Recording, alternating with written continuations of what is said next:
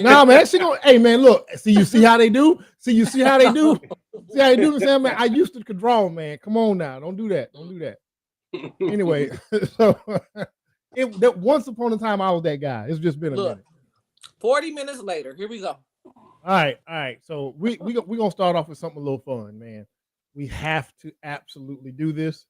Ladies, all y'all gotta do is tell us what y'all want. Green pants, give it to us. Go ham on them deep, go ham on them. Go ham on them deep, go ham on them. Go ham on them deep, go ham on them. Go ham on them deep, go ham on them. Man, look. What the girl doing back there? I want to know what the girl was doing. Was that the walk that she get after getting hit with the micro pumps? Gotta be, man. Green pants can get it. Listen, so let's be real. Listen. Oh my God. Them jackhammer jabs. What they do for y'all? Do they do something? Do the jackhammer strokes? Do they actually have an impact? If you don't watch have them live, much, Frank. Watch them live. Oh, there's no lie. I'm telling you the truth. Okay, if you're not working with much, and you find that little corner, that crevice in there, and you just like do this, you hit 23 times back to back. 23. Yeah. Oh, so 23 strokes. Yeah. So no, not strokes. Because jackhammer pumps. Yeah. Like people don't understand. Most people don't understand that like the woman's G spot is only like 2 to 3 inches in. So yeah, you can work that. You get them little dudes and get in there like, man, it's a good time. Then when you ovulating, you ain't gotta be making love. You be looking for some stuff like Them little boy they see these women be lying on social media. Damn, man, they be acting like it take a lot. It don't take a whole lot. It don't take a whole lot. Just hit them off. You just have to know what you're doing, because you can have a whole lot and not know what you're doing and still be boring. Man, they just regurgitate what's popular. Right. You know how we got the podcast bros, we got the podcast hoes. They don't know what they talking about. I love it. Green pants though. He got a little jungle there, you know. That's probably a good workout for their butt too, you know. They probably squeezed. Yeah, because you got to use ass muscle to move like that. Right. I mean, dudes don't be realizing when y'all in missionary, you twerking. Right. Wait, whoa. Who in missionary? When y'all in missionary. No. We don't be a missionary. Y'all in missionary. We don't be a missionary. Okay, well, when you're assisting in missionary, y'all have to twerk to get that. When we're doing the work. No, I don't do no twerking. Nope. You're twerking. I'm pumping. If you're not twerking, you're not doing it right. I'm pumping. I stroke and then I might micro stroke. Another word for twerk. So you're not moving a time of 5. You don't arch your back and get in there. I'm a man. I don't arch my back. My back can't arch. Back don't be in, boy. Back don't be in, boy. So you obviously got to have a penis to do it right, because this girl is funny. She is not moving like they moving. No, and she just standing back there, swaying there like they do. Right, I'm saying. Like here, dude in blue shorts, he got like that isolation in the hips. Get some paralysis up in that thing, boy. No, but to be honest, this is how white people have sex. It's horrible. I kid you not. This is how they have sex. It's horrible. See. No, did y'all see? No. If y'all ever see the movie on Apple TV, Napoleon, watch the way he has sex with his wife. It is literally the quickest jackhammer pump. There's a session where he hits her like 40 times, like and then when he done, he said, "Now was that good for you?" That was good for you, wasn't it? Like he is a whole animal. I'm gonna record a scene of that and bring it on here. We're gonna talk about it. Boy, Napoleon didn't give a damn about that woman's pleasure. He didn't care about that woman's pleasure one bit. It was all about him. All about him. Oh my gosh. That's what I'm talking about. Y'all pleasure ain't that. You need to cut this off because green pants got me mesmerized. Green pants, green, like that at the bottom of the pants is thumping like that. Girl. Green. So green pants gonna have you making that trip down that for that phone call that outreach. Stop playing. Yeah. He only 4 foot tall, girl. Nah. But more, do you notice the technique though? You see green pants and nigga with the dirty J's on. You see that foot, how that foot angles in? Yeah. That's to give you that maximum torque. Oh yeah, bro. Look. See, Listen, green shorts got it. I mean, green shirt. He doing the thing though. Let me tell you, that foot, when the foot turn in, first of all, no socks. So especially if you got like hardwood floors or something, you gotta be able to plant that foot, turn that bad boy in. So you gotta turn that foot so you can swing that hip in it. Bam, knock some. And if something get knocked loose, you just let her deal with it. That's her business. You ain't worried about that. Yeah, man. Straight jackhammer. No socks, barefoot. Yeah, barefoot. You got to be able to grip whatever, because you start to slip and slide. Your toes be doing this on the linoleum. Yeah, boy. Because you be trying to grip anything. Yeah, your own foot. It's your foot turned to the puppy paw. Embarrass the hell out yourself. Got socks on and you sliding around and you can't get your foot in. Hold up. Let me give me a sock. Got time for all that, man. See, that's you gotta put some sandpaper on the floor real quick and butt the bottom of your foot so you can't grip. Yeah, man. So micro strokes are for the win. You know what? I'm proud of y'all. I appreciate y'all. Yeah, man. Y'all kept it a stack, man. We ain't got no reason to lie. Yeah, man. You know, but see, micro strokes only work when you don't have much length. And child, if you have some girth, she gonna marry you. Yeah, okay. She gonna pay a bill.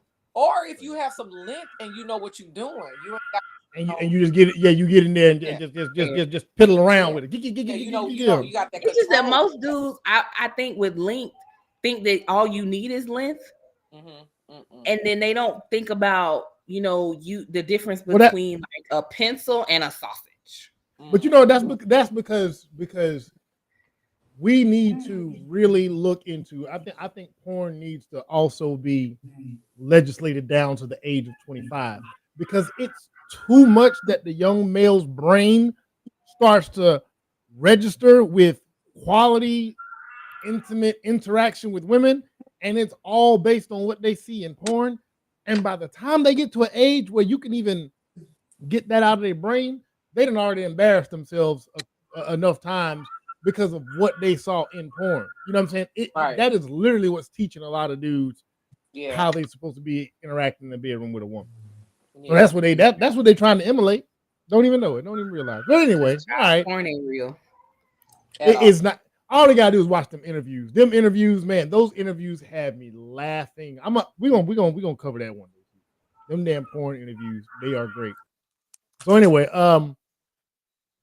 I guess this other video, man. I watched this video and I promise y'all I cringed. Y'all know which one I'm talking about. Y'all know which one I'm talking about. Y'all know which one I'm talking about. This damn video of this damn dude in there on some. I don't know if this is simp. I don't know what this is, but I got too much pride to ever went down this road. I can't move on. I can't move on. Ladies, I genuinely want to know if this is attractive to you. Allow myself to move on. Because you're all I want. I don't want nobody else. I don't love nobody else. I don't want my body, my soul, and my heart to belong to anybody else but you. It doesn't feel right to even speak to another person, to get to know anybody else, to even look in their direction. Everywhere I go, every second, I think of you. Like, would you want a dude you was messing with to send this to you or to post this on TikTok? Would this make you want to take him back? I'm very curious because I don't know. I've been committed to Melissa since I was 16. I'm 41. I don't know. But to me, I'm a creative. I'm a creator. The first thing I thought about was what happened when he messed up. There's no way he did this in one take. How do you get the energy up to do that? I can't move on. I can't move on. I got to be with you. Is this exciting or scary? Is this a green flag or a red flag? Because I don't know. You tell me. Because he sat in his car and filmed that, and he. Is that actually only? I don't. I got too much pride to do that. I'm gonna be straight up honest. It's a pride thing, 100%. Even if because the first thing I thought about is he don't want to move on. So did the relationship end? Did it end on a bad note? Is he trying to circle the block? Whatever. And I'm like, okay, if the relationship ended and I messed up and I really did want her back, am I willing to go this far? My pride says no, I can't do it. What this is a classic case of the side dude and caught feelings. She went back to her husband. she chose her husband, and she had to let him know that me and my husband working things out. Oh, and this is the results of it. Oh, this is the results of it, man. You might have hit on to something there, boy. You might have. You might have hit on the one there, boy. Hold on, wait. Hold on, wait. I think you've been. Hold on, didn't you? I'm gonna put the camera on this nigga. Weren't you in this situation before? Hold on. What you?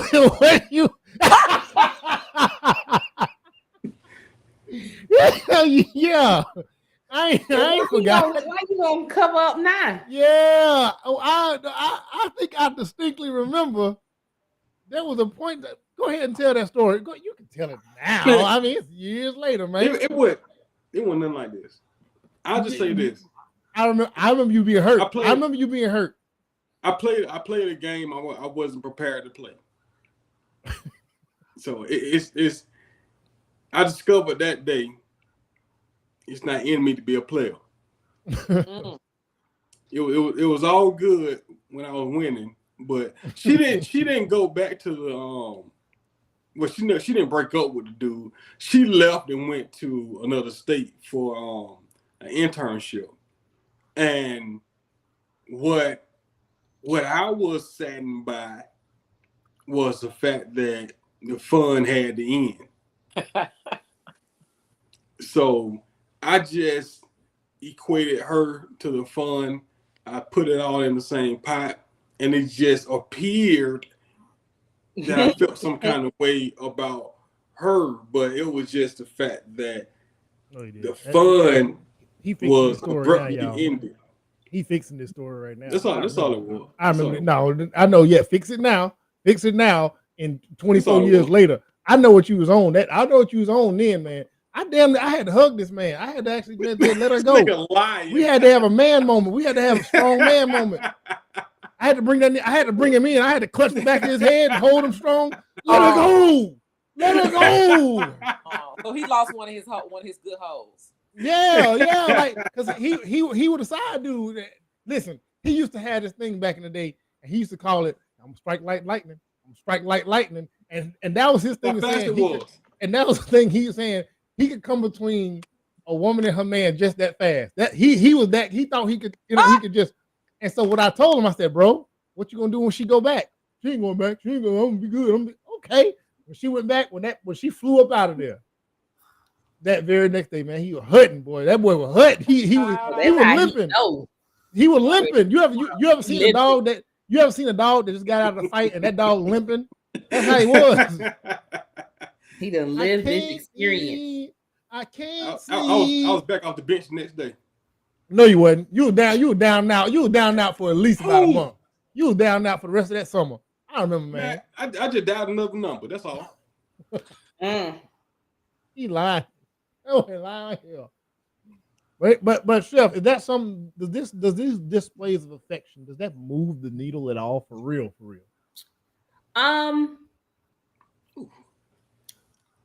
If he recorded it and posted it, no, because at that point you're doing it for theatrics. If it's just me and him, it depends on the situation.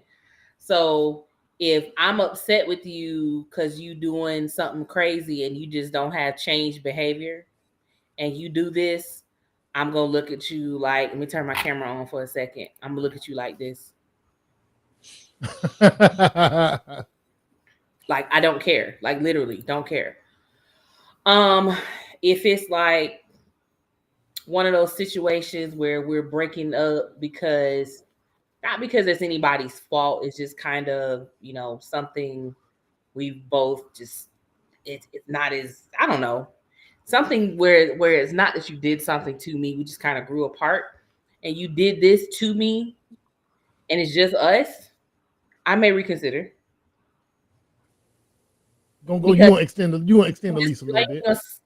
It's just displaying a certain vulnerability that is genuine. But that's the thing, it has to be genuine. In this thing, from that bulge on his forehead, it's genuine. Like, he feels what he's saying. However, him posting it like this, that tells me he's trying to impress her, I think. And I wouldn't want my man trying to impress me like this publicly. I won't want that. Fair enough. So public displays of affection is out. No, that's not what I said. Public displays, I was asking. Public displays of significant vulnerability. Like, don't display your vulnerability for likes. Because I should be the only like you worried about. Okay. Yeah. He trying to garner some support. That's all. Right. Like, he out there trying to get her homegirls to call her up. Like, did you see his TikTok, girl? He's hurting over you. He's such a good man. You should go back to him. Yeah. Or either he trying to get her homegirls. Oh boy, that's the player move right there, boy. Yep. Mm-hmm. Oh my God, I'm so sorry y'all broke up. I don't know why she treats you the way she does. You deserve better. Pretty much. Yep. Casey, what about you? Does this work for you? Would this have worked on you? Hell no, not in this lifetime. Not when I was a child. Not when I was. No. He's unhealthy. That's unhealthy. Remember, we talked about emotional intelligence. This is the opposite of that. Like, literally, all I see is a 2-year-old, 3-year-old throwing a fucking tantrum in a man's body. Like, I don't want that. Like, no, I need you to check yourself. And if we decide to part ways, or I leave you for one reason or another, I need you to be okay with that. Like, I need you to, like, sit in your stuff and figure out what went wrong, what did you do wrong, what didn't work, and move on. I don't want you like, no. So he can't spin the block? He can't spin the block. No. Or is it the manner in which he's doing it? Because I think the manner, see, that my thing was the manner in which the man was doing it. I couldn't see myself doing that in that manner. Like, I can see him like kidnapping her, like, or a murder suicide. Like, you are very likely. Like, yeah, no. It's definitely on borderline. Yeah. I don't want nobody that's unchecked like this. Like, no way. But him posting it, so you know, if she end up dead. Yeah, like, no.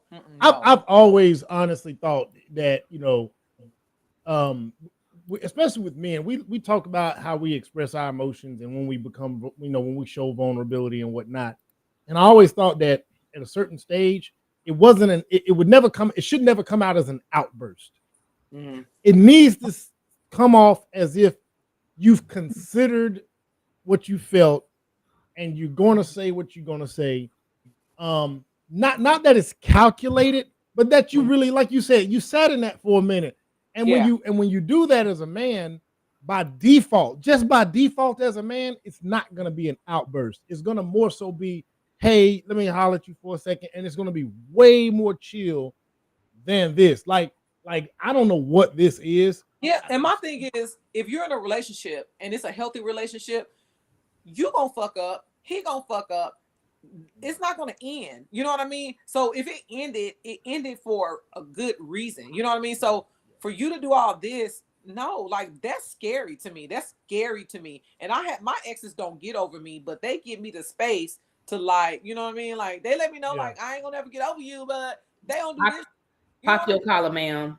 Pop your collar. Oh Lord, here we go, popping another collar. Pop your collar.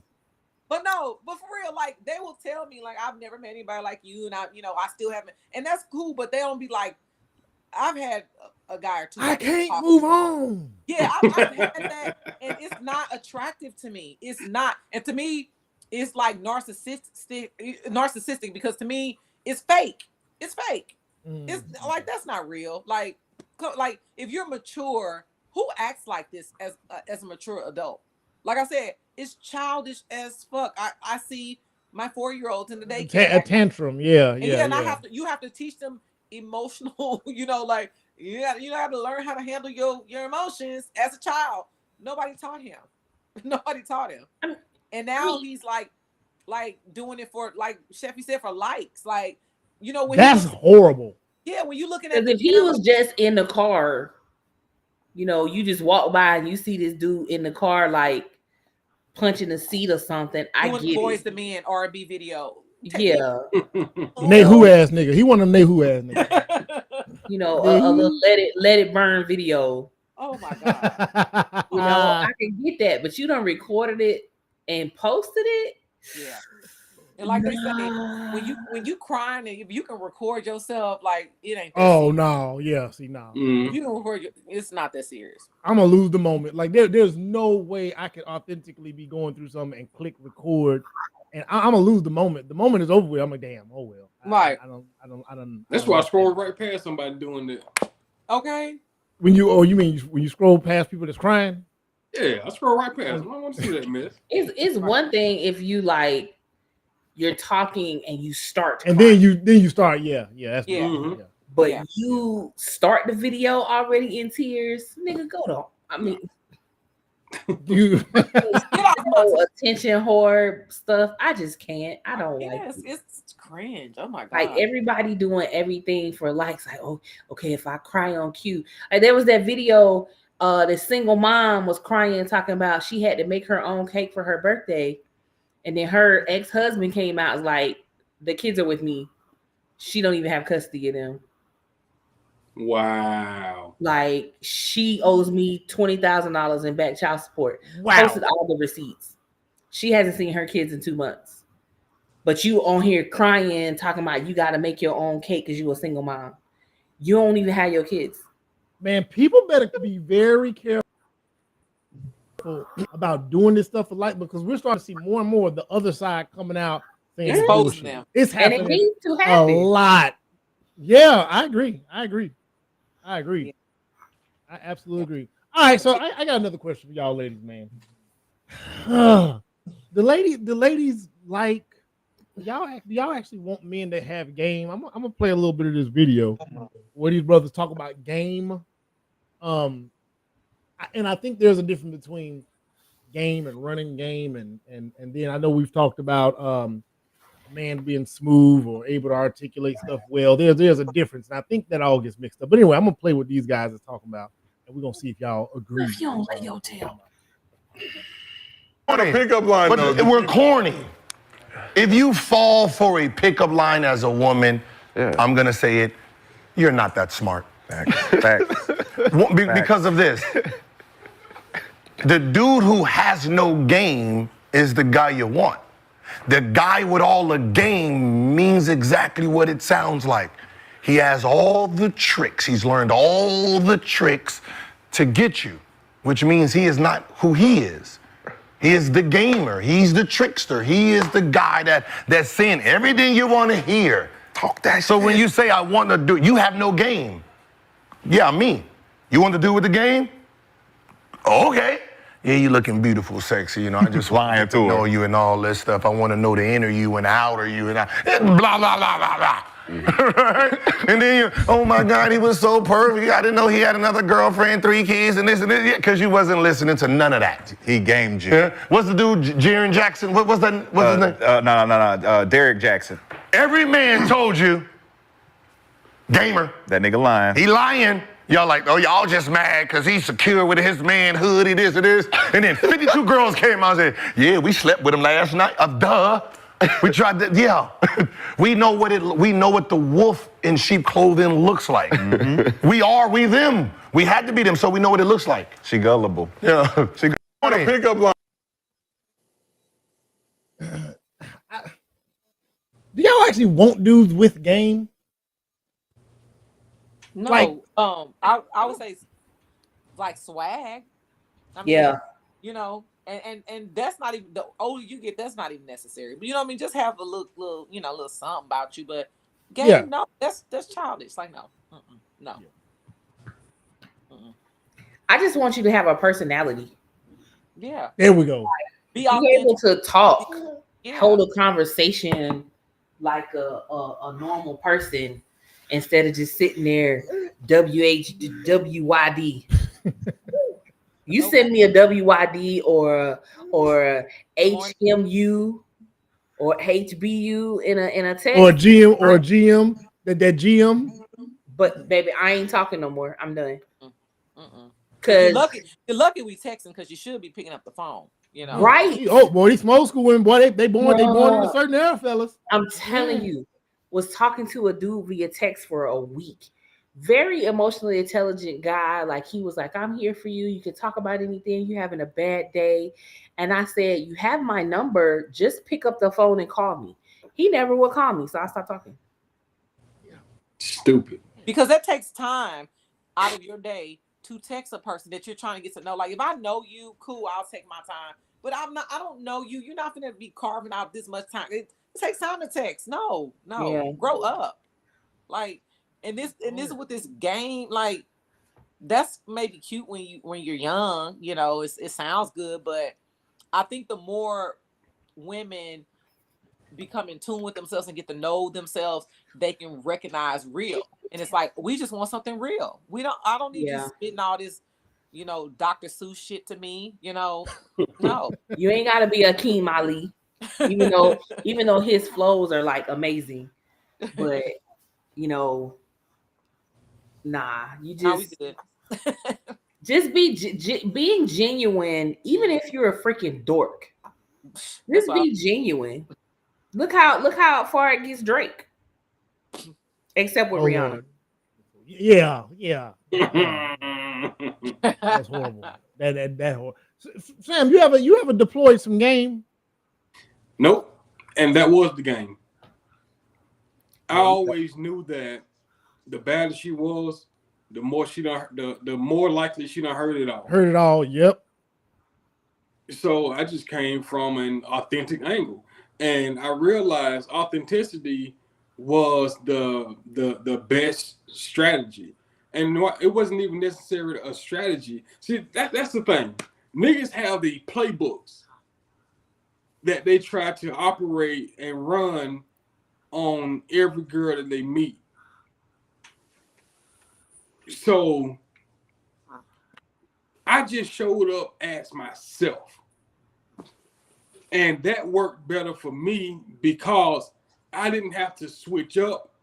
I didn't have to turn into it. You know what I'm saying? I was just me. Yep. So if you like me, then we're both comfortable. Because I'm comfortable being me, and you're comfortable with me being me. Because you like me. So I never tried to run lines. I never tried to spit game. I just showed up as myself, and she liked it. We rolled with it. If she didn't, I rolled to the next one. Simple. No pressure. You know what I'm saying? No tricks, no gimmicks. Because some of them know how to spot it. And the ones that I went for was the type that more than likely had a male figure growing up that they grew up with that taught them what to look out for. Because I never messed with no scallywag. Scallywag, wow. Hold on, whoa. Let me think. Hey, scallywag. Go ahead. Think about it.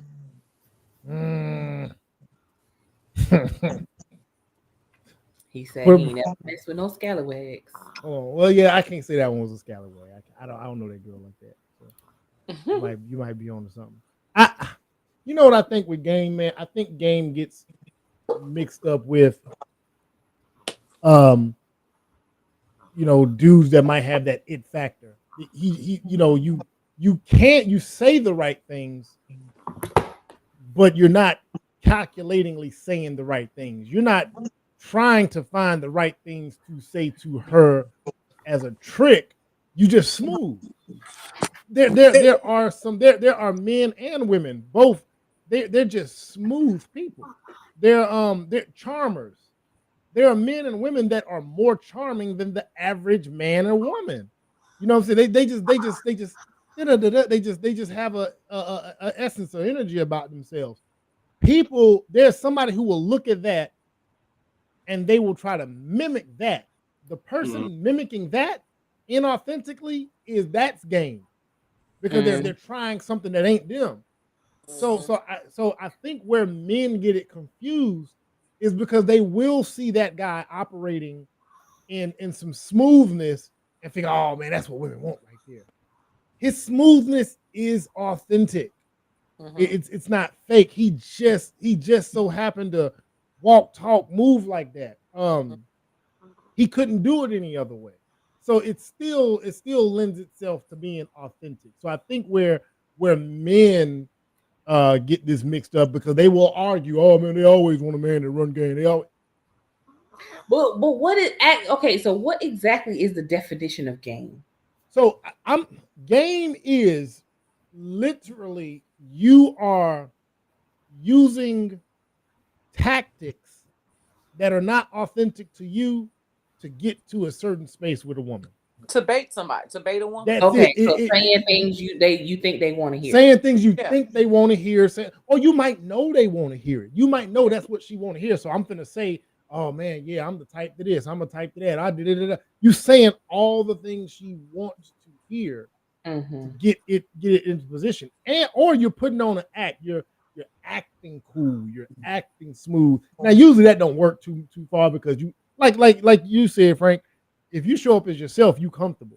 You can maintain that forever. Yeah. Man, if you're running game, I'm telling you, you can't maintain it long. Out. You got about you got 3 weeks to close on that ass, boy, and all of a sudden you're gonna be looking, you're gonna look crazy. You know what I'm saying? Like running game, I say the furthest extent I've seen some guys go. I've seen guys borrow clothes, cars, and their homeboys' places of residence. Like they go all the way to the extreme. In the homeboy's car, got on the homeboy's shoes, and taking chicks back to his homeboy's crib. That's a whole nother level right there. So he's taking them back to the high rise and this mine right here, just to get some ass. That's just too much, bro. Way too much. Who gonna do all that?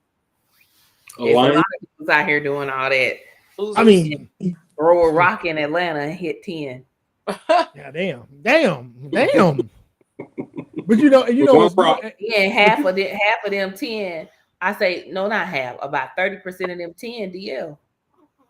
Oh shit. And look, 10% are married. Yeah. And ain't telling the women they married. Nope. I have been overwhelmingly shocked at the numbers I've heard over the years of men shooting their shot and just doing all the work, and the woman find out this dude married and this man never said nothing. And we ain't talking about married and separated. We ain't talking about married, pending divorce. We talking about married, living in the same crib. Yeah. What'd you say, Chef? I said we talking about the dudes that sleep next to their wife every night. Yeah. And then we'll sit there and be done took you on trips. Oh, y'all all around the world. So you thinking, oh, he can't be. Nah, she think he on business trips. I need to meet one of them. I need to personally, because I don't know a single one of them. I need to, because I want to ask them. I don't know any. The level of I do not know a single dude who's doing like the dudes I know. They just like, hey, this is what it is. They keep their ring on. They let them know. I want to meet a guy. If you're a guy out there and you move and groove and you don't tell the women you married, I just want to know like how bold. But I mean, I don't mean going out and buying coochie like on the corner. I mean, literally, you pursue women as if you are a single man and you do not tell them you married. I need to, because that's dangerous as fuck to me. That's scary to me. The dating pool is the way it is because there are so many married people in it. But they not saying they married. Yeah, not saying they married. And we talking about both sides, man and female. There's no way people are this crazy. There's no way. Yeah. Literally, what? This is why I'm such an advocate for divorce on grounds of incompatibility, and specifically incompatibility, because so many people got married knowing they weren't incompatible. So they're out here trying to find compatibility, and and a lot of times they're successful with finding somebody else who they vibe with better, but they're committed to the premise of what quote unquote marriage is supposed to be. Right. That they'll stay in that marriage just because they're married. And it's like, you don't even like that man, girl. You be out here like sideways trying to sabotage him. You know you vibe better with this dude over here, but I can't leave my husband. Girl, leave that man and go be happy. But here's my problem. I want to go back to this. So there's danger. Like there is true danger in you married. You go out. That's like me tomorrow. There's a little spot down the street called little bar down the street. I go down to this bar and let's just say I sit there and that's where I go, and then some old lady roll up in there and we flirt and we talking, whatever the hell. I never let this woman know. Let's just say I'm bold enough to carry that and go on with that, and I never tell this woman I'm married. That I would be living in fear based on the fact that there's a person that believes I'm single, and what are they gonna? How is she gonna react? She find out I ain't, because it's inevitable. It's inevitable in the normal dating dynamics, right? What happens? You meet somebody, y'all go on some dates. Eventually, somebody goes to somebody's place. Eventually, somebody, you know what I'm saying? So what happens in those moments where you're supposed to invite her over? You go to your friend's house, your homeboy house. My God, but I'm telling it. What happens? Because that's what they're doing out there. They're going to their homeboy house. But then what happens when you out in public with your wife and this person busts that corner and they see you? Or what happens? I've seen posts where people was like, he said that was his cousin. No, okay. Wait. What happens when you with your wife or your husband and then that person sees you, but you don't know that they see you? That's how people get killed, I guess. Thank you. That's my point. That is so incredibly dangerous. It is, because now this person gotta because it depends, man. People, so my mind goes far, it goes to book writing mode, right? You see this man at Whole Foods with this lady, so you're like, well, damn, this man I was just with 2 nights ago. He just texted me 10 minutes ago. So what this woman gonna do when she see you with your old lady? And she said, okay, I don't want to confront him, but I'm gonna follow them and see where they go when they leave here. So you jump in your car with your old lady. This woman go jump in her car and she follow y'all. And then she see where y'all live. Like, come on, bro. That is a dangerous game. So if y'all tell me in the single world, that is married people out here and they operating like single people, boy. I don't know. All y'all need to go out the country. Y'all need to go out the country. People just think they'll never get caught because they're like, well, I'm careful, or my wife don't shop here, or this is that and the third. But it's like, you may not even see your other person out. Their friend might see you. Thank you. Okay, so there's another thing. That's the other part of the dynamic. In dating, don't we meet each other's friends? Don't we meet each other's family members? Like there's levels to this shit. So how can you be married and be so bold? I'm gonna say, in this day and age, most of them are upfront because they know so many women don't care or are desperate. You know what I mean? Desperation is a big deal. I think that the percentage of men hiding and lying is probably lower than it used to be, like extremely lower than it used to be. Most men do not have to lie. They tell you if you have a problem with it, on to the next. Because there's too many women that will accept it. Number one. I feel like they probably real women do real shit. I feel like the ones that don't lie, if they do lie, it's probably some woman that they could never get if you know so yeah. They're the kind who be wanting to, like, they do it for the conquest, and they dip in. So dangerous. They dip in and try to dip out before she find out. And come up with some made up reason why it's not working or whatever. Man, look, I'm gonna tell y'all a story, man. I'm gonna tell y'all a story. Now, I when I was in my day doing my thing, when I messed around, I kept it one bow wow. But let me tell you how small the world is. I'll never forget this shit, man. Me and this woman I was with, we were at the spot. And I'll never forget, I was going in a restaurant and I was getting some wings. I'm standing in the line. And then all of a sudden behind me, woman walks up and puts her hand over my eyes. Now I'm thinking, oh, why my old lady gonna get out the car playing? And then I turn around and look, and it's the other. Oh God! I'm like, oh shit! And so she says, she said, what you doing in here? Oh, I'm getting something to eat. She was like, and she looked. She was like, oh, you with such and such? I'm like, yeah. She out in the car. You know what I'm saying? Awkward situation, very awkward situation. We said I got my food and went on about my business. Now, I want to turn this another way. Had that woman that came and put her hands over my eyes,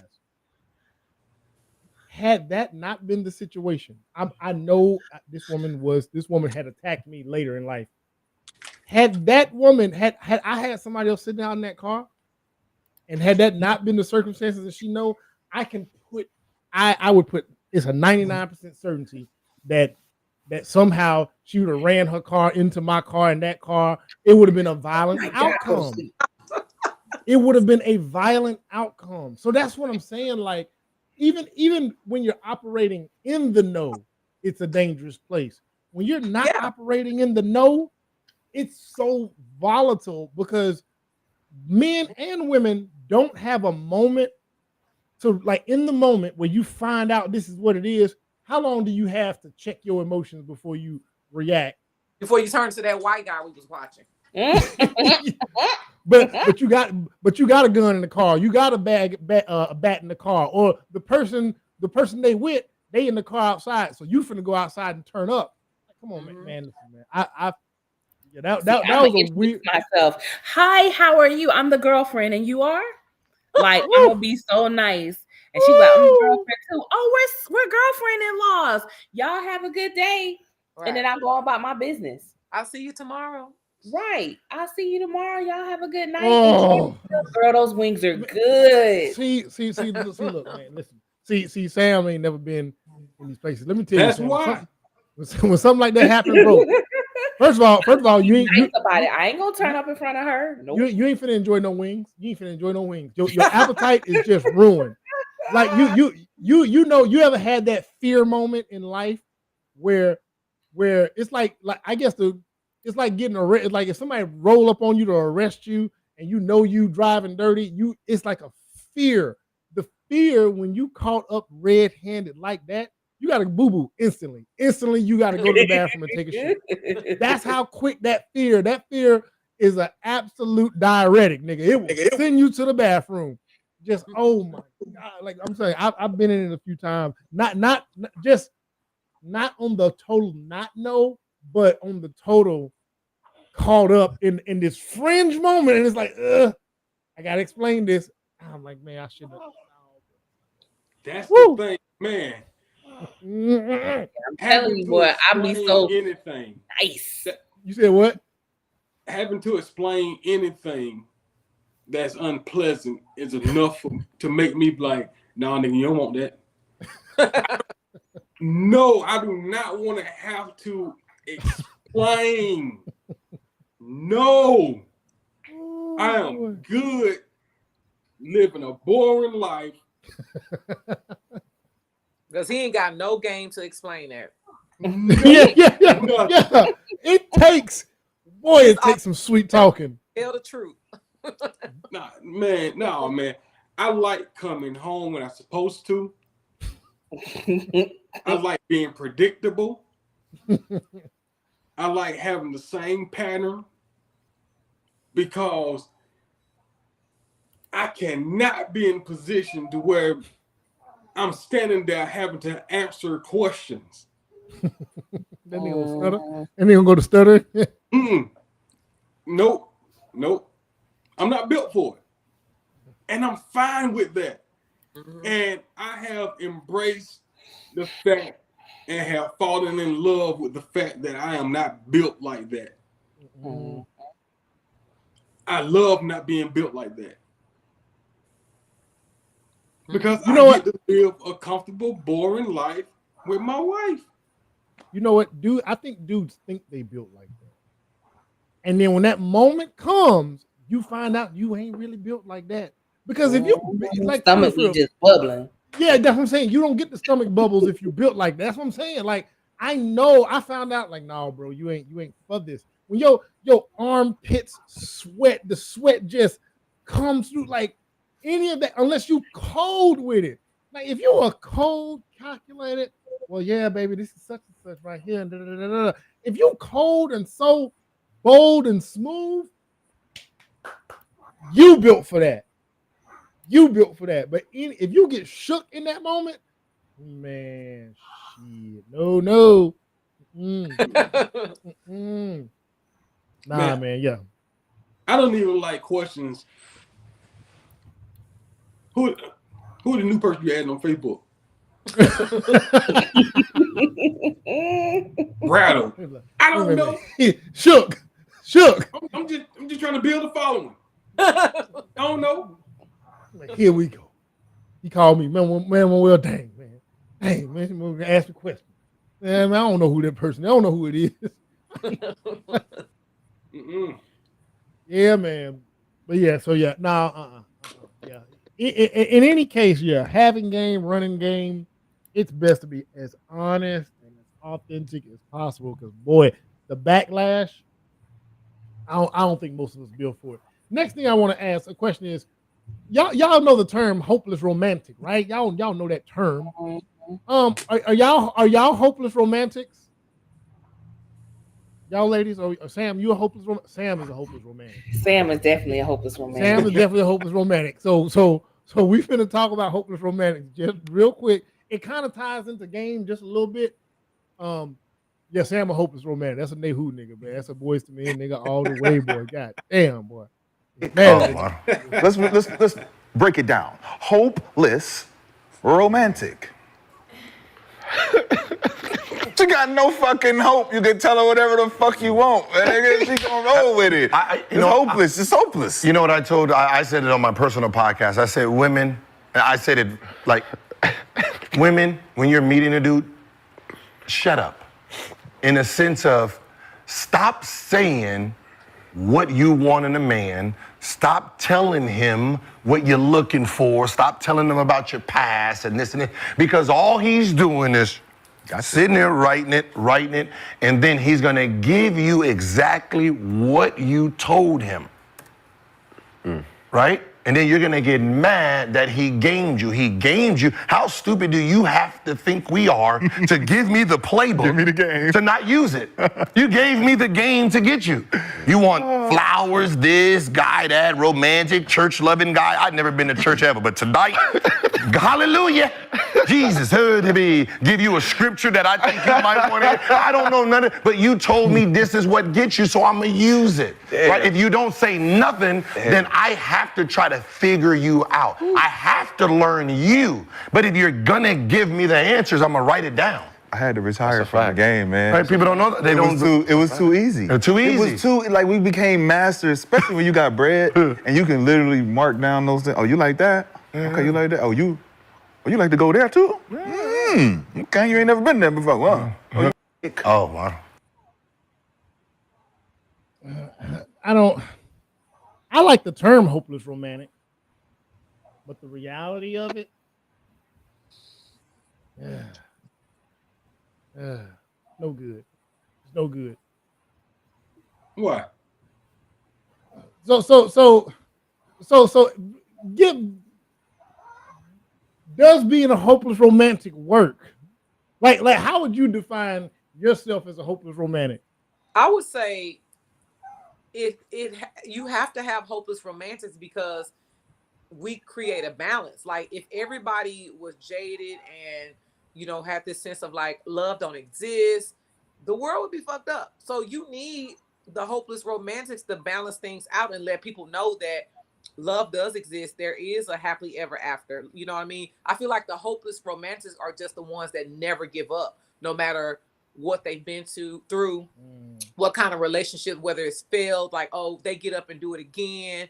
Some people, they may get up and do it again, but they have this sense of like, I don't trust people. You know what I mean? We kind of like wipe the slate clean and we gonna give you a fresh start. And you know what I mean? Like hope for the best. Hope for the best. And if it that's fails, a better definition. Okay, that's more sound. That's a more reasonable definition. It's not being gullible. It's not being gullible at all. It's just like being like kind of trusting in humanity, basically. Like, God is love, and they just omit love, and they're not gonna let their experiences or people who have bad intentions stop them from either sharing love, being love, and pursuing love. You know what I mean? They never give up on love, basically.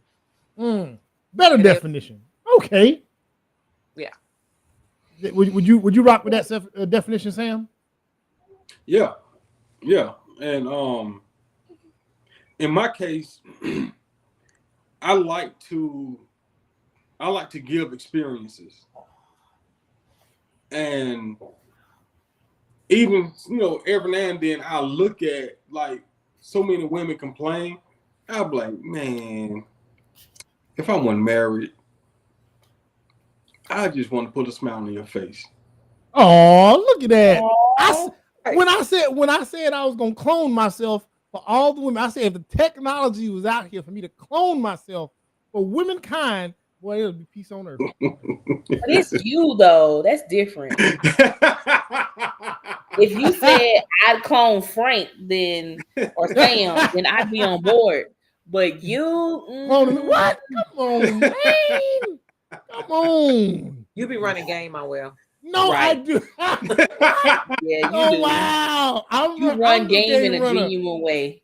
No, it is the most genuine, authentic version of game, and it just is what it is. Yeah. Mm-hmm. Catch me on a good year, you in there. You catch me on a bad year, I wasted your time. I might have wasted your time. See, that's why it's like, no, your clone's gonna get your karma. No. Man, see, so fine. Clone that nigga then. Clone the Nehu nigga. Clone him.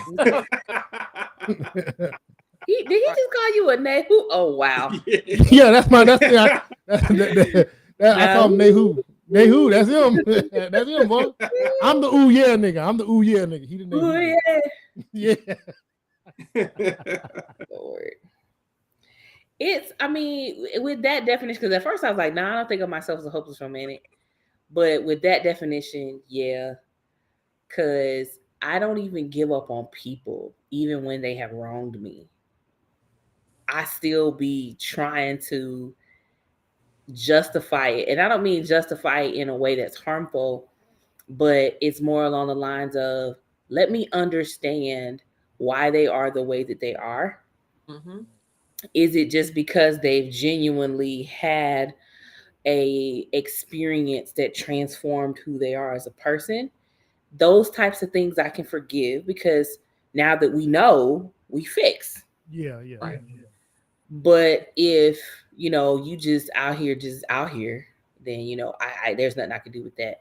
But I really sit here and try to find the best possible version of people, even though they show me the worst possible version of themselves. Mm-hmm. And I hate it. I hate everything about it. Yeah. But, it goes back to like just not taking people's behavior personal. And like, I have to teach I was talking to my daughter, her cousin was over here for the weekend. and she's 16, telling me about a boy that ghosted her. And I was just like, good people don't behave in that way. Like if they decide that something's not for them anymore, they're going to communicate as hard as it is, man up and communicate. And I was like, but the thing is, you have to learn to be okay with not getting an apology, because people going to do some fucked up shit to you and they're never going to apologize. And you have to be okay with that. And the other thing is like not taking their behavior personal, because it has absolutely nothing to do with you. Like Sheffy was saying, you don't know what they've experienced, what they haven't experienced. Most of people's bad behavior comes from lack, like, their parents didn't love them. The siblings was hard on whatever. Like, you never know why they are the way they are, but it definitely doesn't have anything to do with you.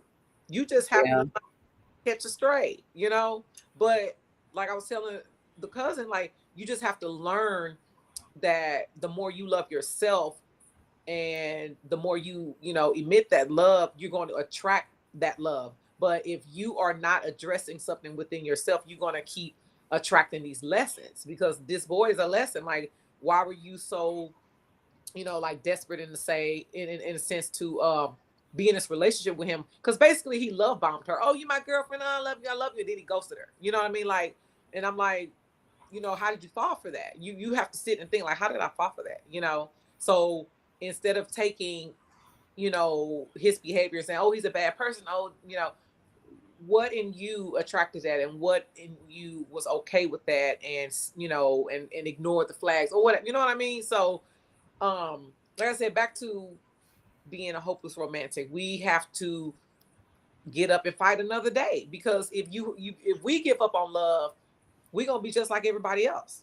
And then we have to be the example, like, to let everybody know, like, no, I that hurt, but I'm good and I'm going to try again, Yeah. And like Frank said, if he wasn't married, like, that's a prime example. Like, I want to show women that there are good men and they deserve this kind of treatment. And, and it don't have to be like, sexual or, but it's just like, I'm a man and you're a woman and this is what you deserve. I want to show you it's possible, So yeah, So y'all sound like, I think they need to change the term to hopeful romance. Yeah. You know what I'm saying?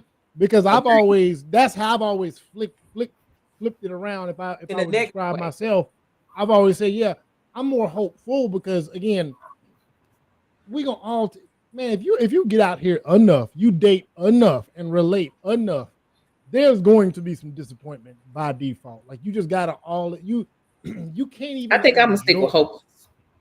Yeah, I mean, but you can't even enjoy. You can't even enjoy the love experience unless you are willing to get hurt. So unless you're willing to open yourself up for the hurt and the possible trauma, you can't possibly enjoy the good. Because you gotta open yourself up for the bad.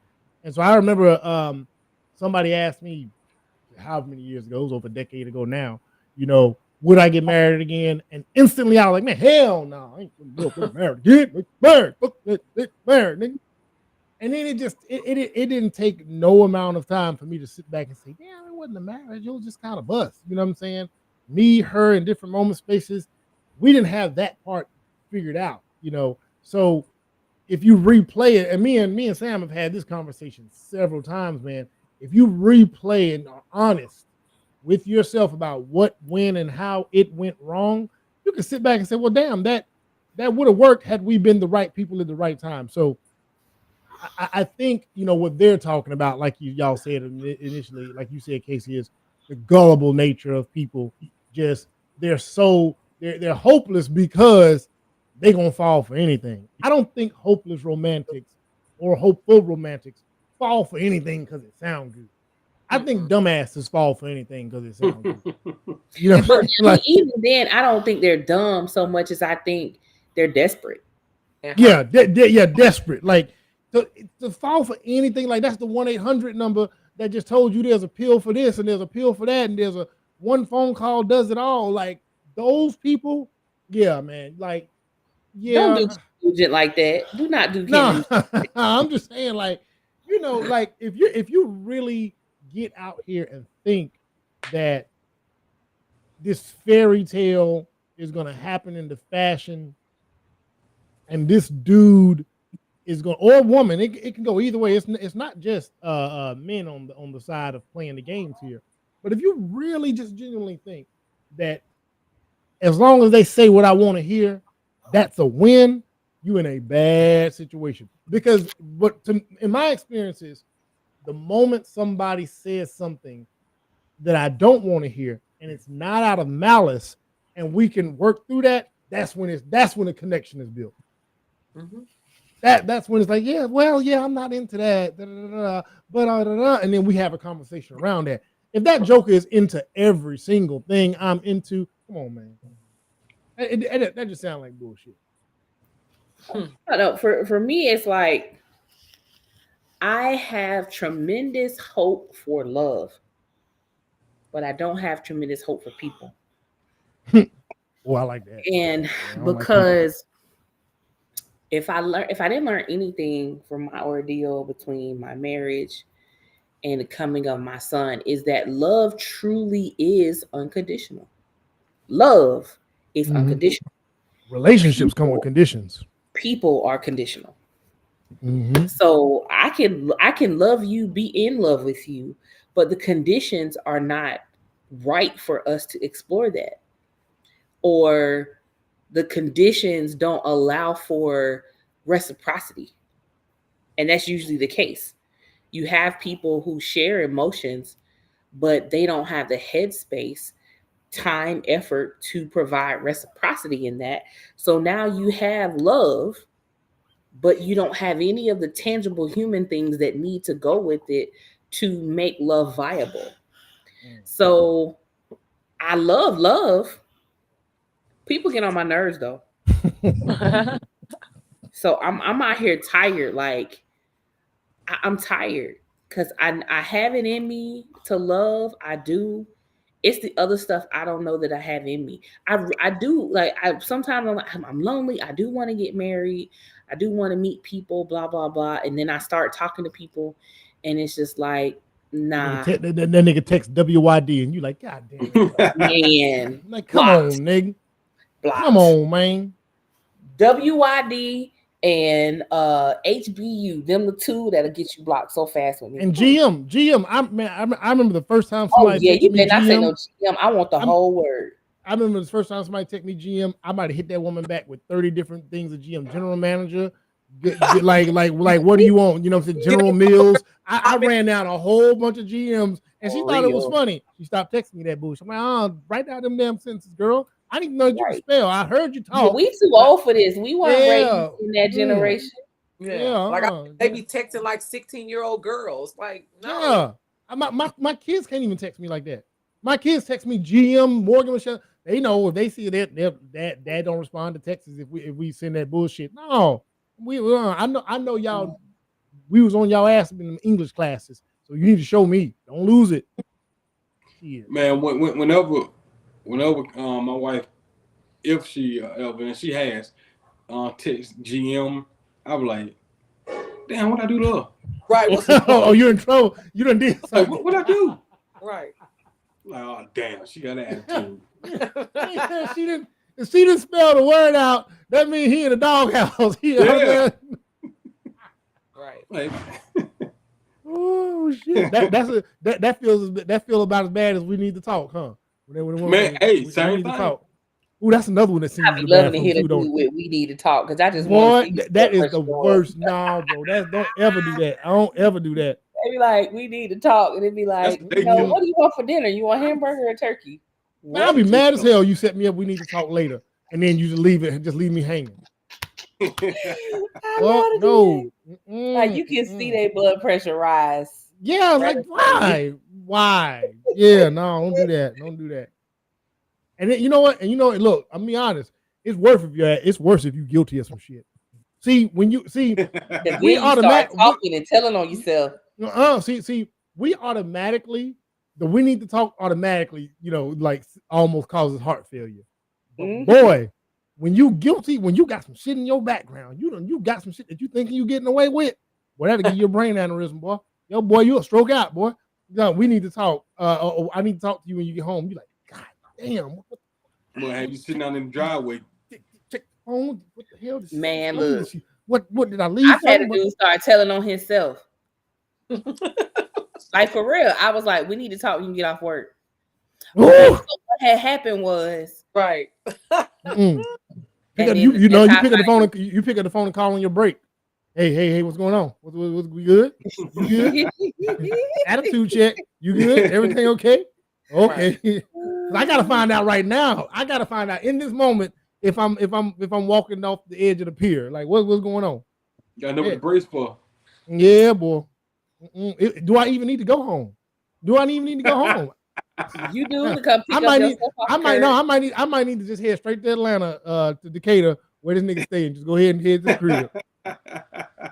Shit. You better not be over there doing that. You supposed to be no, hell no. Man, I'm talking about back in the day. Man, listen, I have a past, man. If I can ever write them memoirs. That's why we don't want you to clone yourself. Yeah, I'm cloning the now me, not the old me. No, it's in the DNA. But that old me, boy. That motherfucker, that boy.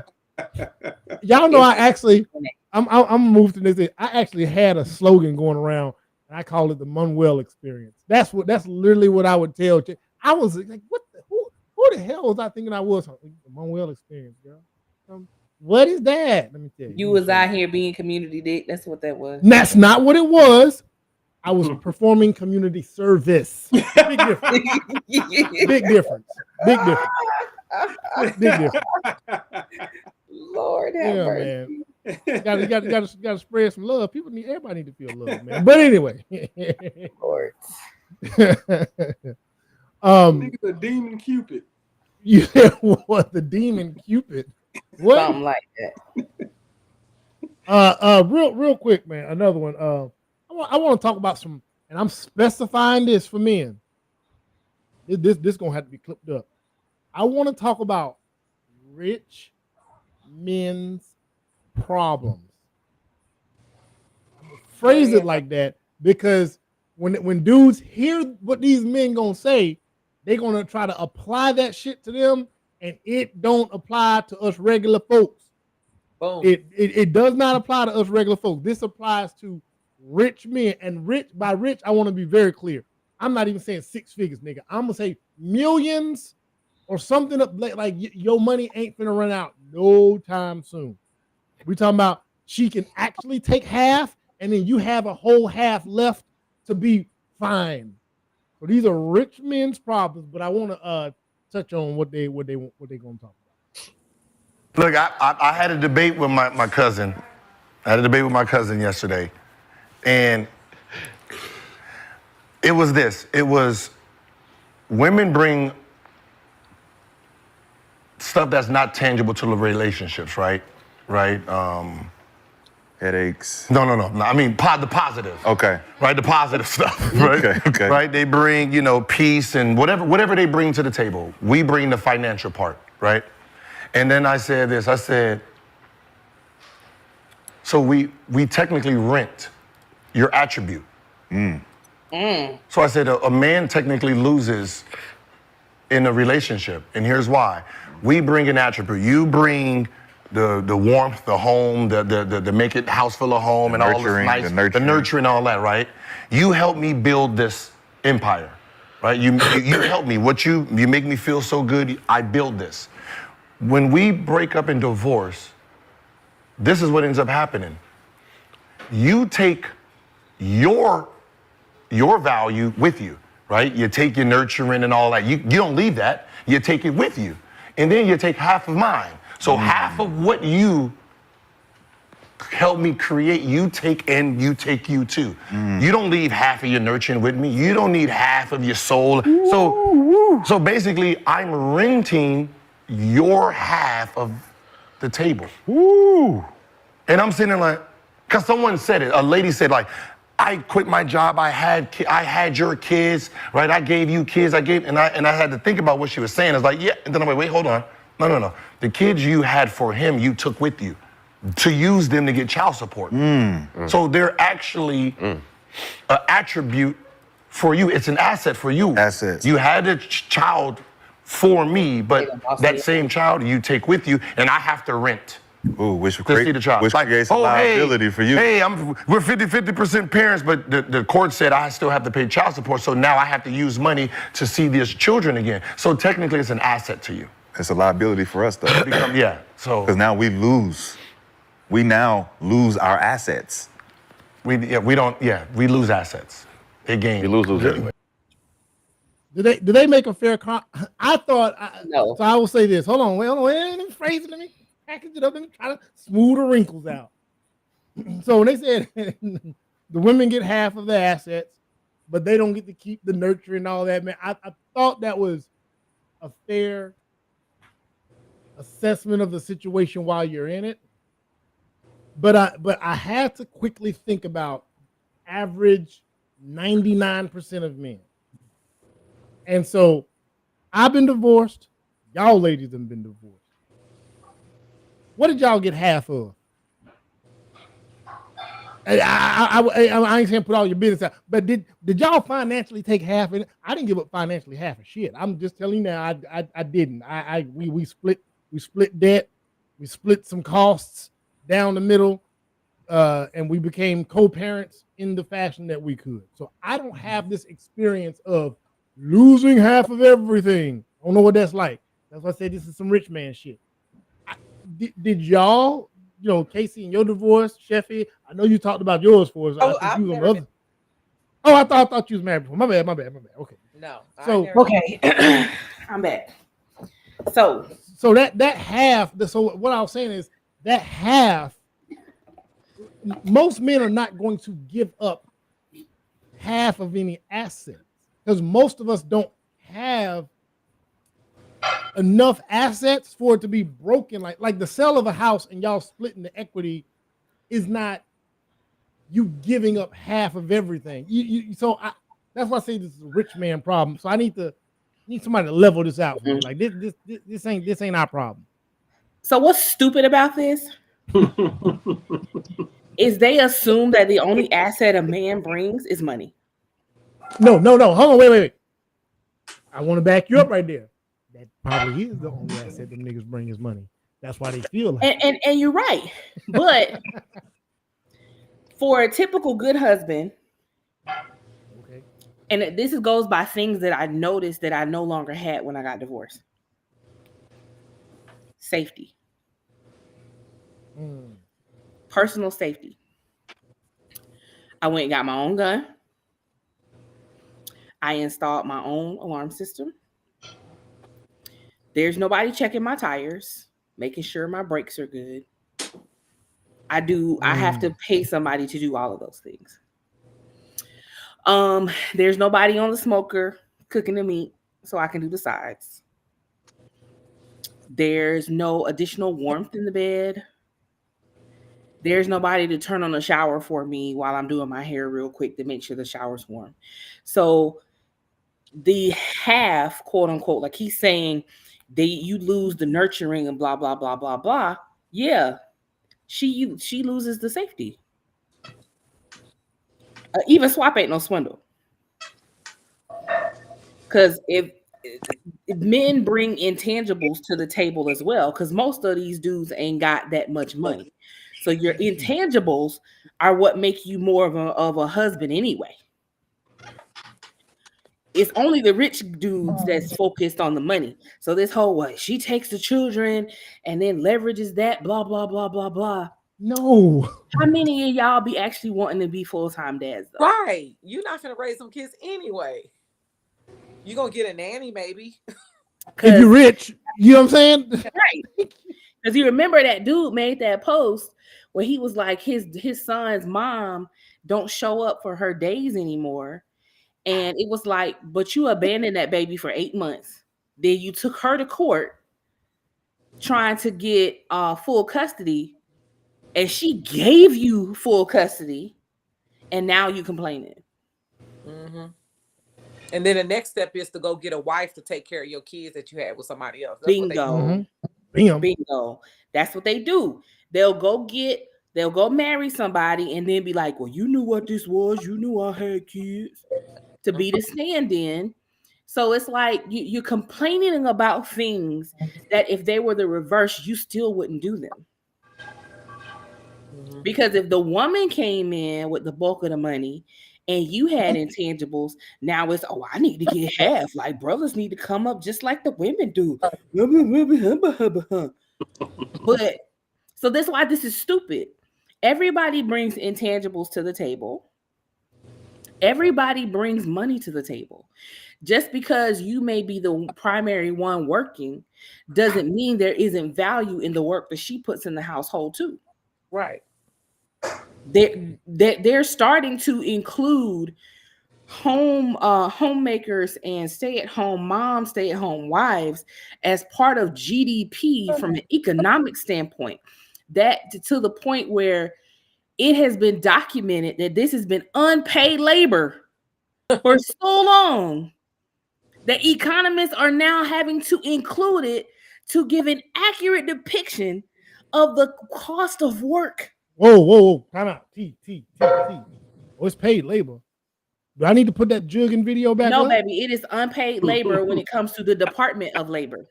It's paid labor in there. No. If we really want to get technical with what stay-at-home parents and all of that is, like the other countries, when you get divorced and you have to go back to work, you should be paid like unemployment compensation for now having to change that dynamic. In other countries, that happens. In other countries, they literally pay women to stay home with their kids because they know that labor has a cost and a value. Right. She getting paid by the husband. No. How? Why not? How not? Well, how not? How explain to me? That's not economically correct. No, I'm saying she's in the house. She's taken care of.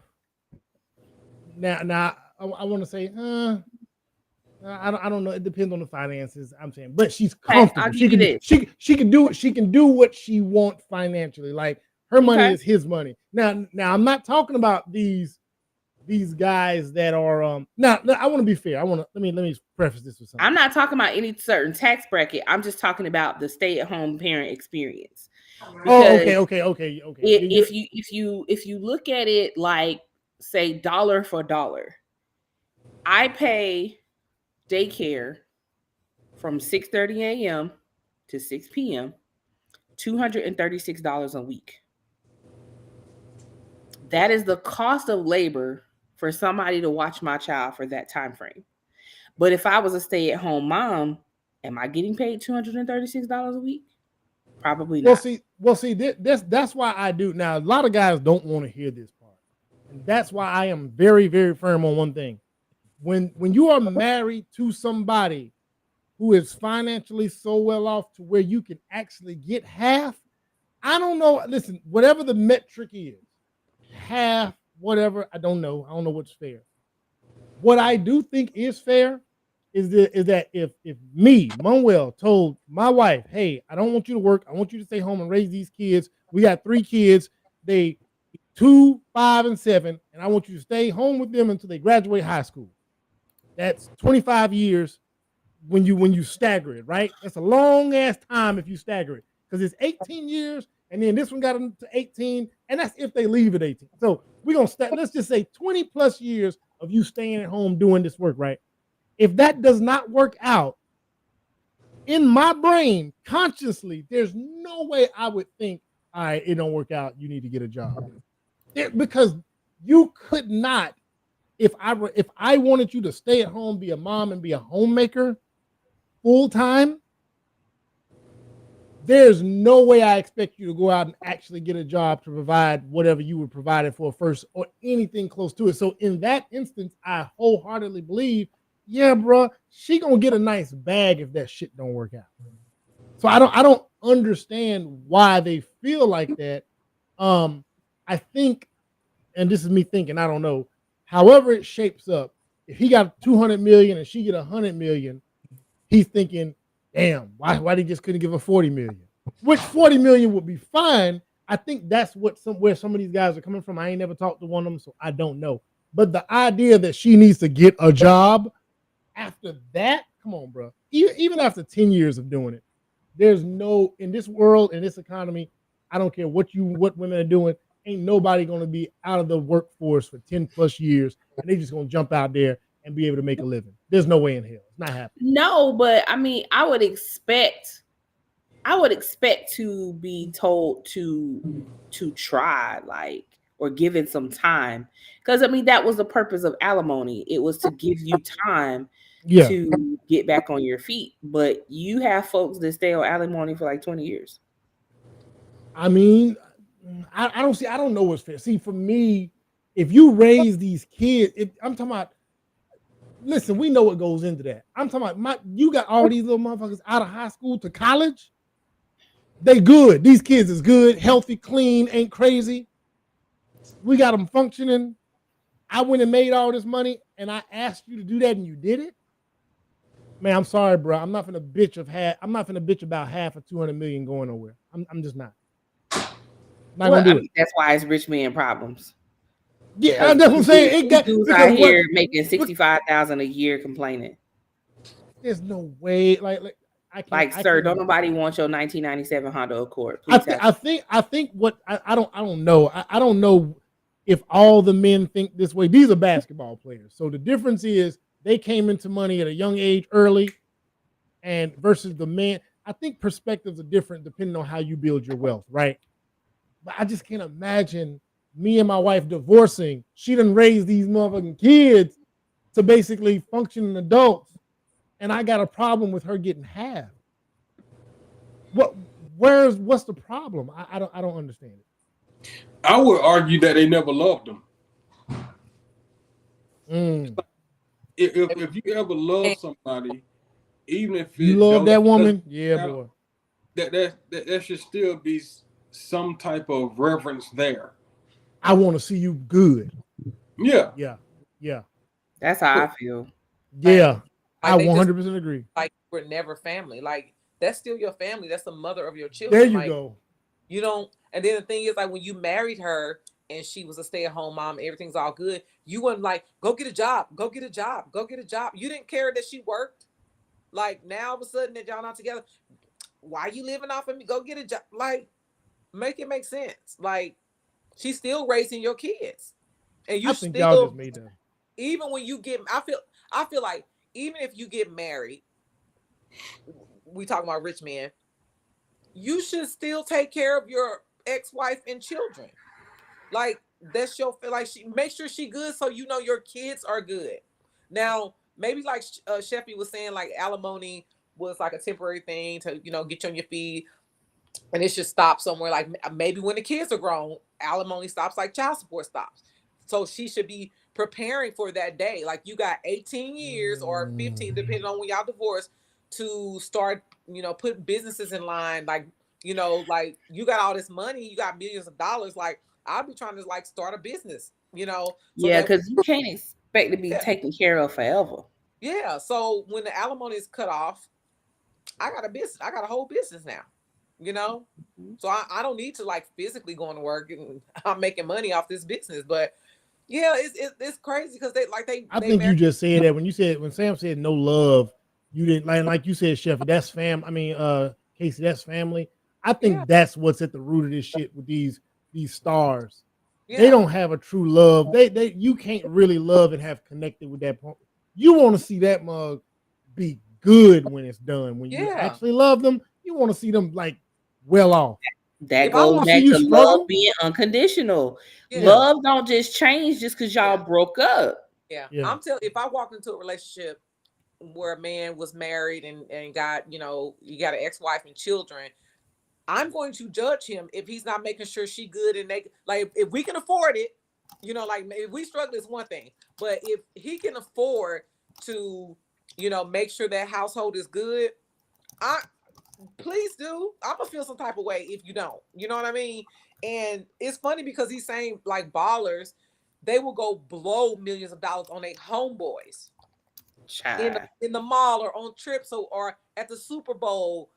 But be penny pinching when it comes to their ex-wife that they made these children with. It's so weird to me. It's so fucking weird to me. But like I said, know what? Go ahead. I mean, you know what it is a lot of times, and when you listen to these dudes talk, you find out what a lot of it is. When you married the woman that you were tricking off on for all the wrong reasons as a young athlete, it never was built off of anything for real. It never developed for real. So when it ends, the only thing they thinking in their mind, oh man, I married this woman. She only wanted my money. Knowing good and well, you got, that's how you got her. It was with a give the money. take. Yeah, it was transactional. So now he thinking she ain't gonna do nothing but just go out there and continue ball, and hell, she might even get another dude with some money. So there's a bit of bitterness in there because the transaction is over. Mm-hmm. The transaction has the end. Okay, transaction over with. She's moving with her bag. She's going along with her bag, and they feel some way about that. They got them women that's jumping from baller to baller. What's that? Bow Wow's baby mama went to Future. And man, boy. Like damn, yeah. 3 ballers. Like how are oh god, it's like how are they doing it? Woo. Yeah, it's crazy. Yeah, it's the whole process. I think, and even without, and it's hard for me to look at it from a rich man's perspective because me too. I ain't rich nigga. I ain't got that. The rich dudes I know were like, "Child, here, get out my face." They were willing to give up that half, or we have some who filed bankruptcy so they didn't have to give up half. So I've seen all different flavors of it. But for like regular dudes, it's like they don't value the effort that woman has put in to raise the kids because they think it's just raising kids. Well, then why didn't you do it? Why didn't you do it? Because they think that women are built for it. That they're made for it. That's their primary function. Us millennial women will drop them kids off to you so quick. No, it is. First of all, let's go back to the Stone Age and let's be misogynist real quick on here, like we built to be. That's what it is. God damn it! Nobody told y'all to work and vote and get degrees and get bank accounts. I said have babies and take these micro pumps. Ain't care nothing about all the other stuff y'all talking about. You know what I'm saying? Like that's all it was supposed to be. I don't know how we got here. It's gonna get to a point with mine. I'm knocking on the door. Here's his bag. That's why I said you're gonna be a whole single dad messing with me. Done. And let somebody talk about I want you to have my baby. You prepared to be a single dad? I will pay you child support. I'm not raising any more kids. Not full time. No. I don't care if we marry and you my husband, I'll consider it. But you talking about you want to put a baby in me because you want my genetic material? You're prepared to be a single dad? Period. I'm gonna show up on weekends. I'm gonna show up to softball games. Just send me the schedule. You know, I'm showing up late to the parent teacher conferences. Play with me if you want to. I'm tired. That's why I said, man, these are rich man problems because regular dudes, regular dudes, you ain't got no business worrying. They're gonna fuck around and find out is what regular dudes gonna do. And be out here trying to move like rich dudes, and they're gonna end up single dads. And here's one thing that I think all men they don't consider that they should. Even the rich ones, they don't consider this. Every time you look up the women that filed for divorce from these guys, I don't understand why men, at least, in the last, let's just say how many years we want to give. Let's just say maybe 10. Let's say 5 to 10 years, right? Men have been complaining and venting. It's really picked up. All right, here's my thoughts about marriage divorce for men that feel like it's a trap and you can't win. Why don't y'all as men get to the point where when you know it's over, you initiate the divorce? See, the court system, our system is our system is built on the defendant taking the L, whoever goes first. So men do themselves a major disservice by hoping that the problems that she's willing to stick it out. That's what, like, I don't, rich or poor, get your ass down to the courthouse first. But that's the thing. I don't think they even want her to stick it out. They just want to complain and say, "Well, I held on as long as I could." Sir, you ain't slept in the same bed with that woman for 6 years. What you holding on for? So hold on. So what is their so if they're not willing to execute a divorce, what is she holding out for? I don't understand. That's like, why would you want somebody to hold out? You know it's over. Like, I'm a man. Like you said, we've been sleeping in a separate room for 6 years. I know it. Why would I wait for you to go to the courthouse and serve me? So somebody has to explain why a man would do that. That is stupidity at its finest. Because it be the silliest thing I've ever seen. I've asked them. I've asked them on Facebook posts. They get real hot because I usually hit them. What is the actual reason? Do they give one? No, they never give one. They never actually respond to, why don't y'all initiate the divorce then? Y'all know it. You knew it was over. No, none of these dudes are getting the surprise where she come home, drop off groceries, fix the meal, everything was good, and tomorrow morning she's like, "Oh, babe, by the way, you're served." That is not happening to none of you. Nope. None of you. It's not happening. They don't you knew it. You said what? I said they don't want to be alone, and they don't want to let all that good stuff, that intangible stuff that he said. They don't want to let that go. They don't want nobody else to have it. They think she gonna endure. That's what it is. They don't want nobody else to have it because they know she's actually a good woman. Yeah. But if they're miserable, if they're miserable, if it's not working, why would you? Because at the end of the day, they could eventually, if they put in the effort or decide to wake up one morning, they can make a change. Like they know. I don't even think they think that. What I think it literally is men have associated misery with manhood. So the more miserable I am, the more of a man I am because I've sacrificed. It's true though. Pain. Listen. Pain is weakness leaving the body. We learned that when we go to the gym. Boy, it's supposed to hurt. If it ain't hurting, it ain't working, girl. It's hurt. Y'all stupid. Stupid. Like, dudes always, well, you can't open up to a woman because she gonna use it against you. Choose better, sir. Choose better women. Stop going after the woman who looks good and go after the woman who treats you good. Try that. Just try that for me and see how that turns out for you. Mm-hmm. And marry her. Marry that one. Marry her. Marry that one. Marry the woman who makes you feel safe, not the woman you have to make feel safe. Marry the other girl, and tell me how that works for you. Because it be killing me. Because dudes will go make the side chick the one who they feel the safest with, but you won't upgrade her. You gonna stay over here where you miserable. Why? Well, I'm staying for my family. As men, we gotta. Boy, shut up. Shut up. I think that's a dated concept. We need to dedicate a whole show to that one day. Like, really, we do this concept. I want better, man. When y'all talk about this hopeless romantic thing, I really want better for men, because a lot of the things men go through are self-inflicted. Absolutely. You choose the women who you like, who don't like you. And then you're confused on why she's requiring you to spend money, because you're paying for her time, sir. You have to rent her because she don't actually like you. Because the woman that does like you, baby, she will pay your bills. The woman that like you is in Belize, in Colombia, in Guatemala, in Southeast Asia. Yeah, they're not even in the Western Hemisphere. They're in the bottom part of the Eastern Hemisphere, and that's what it is. Yeah. Yeah. I really want better for our men. I do. Because I get so tired of seeing the whole narrative. You can't trust women with who you really are. And then y'all that's them dudes that's the they'll dudes take that with message DL. to a relationship with a woman who actually cares and abuse her.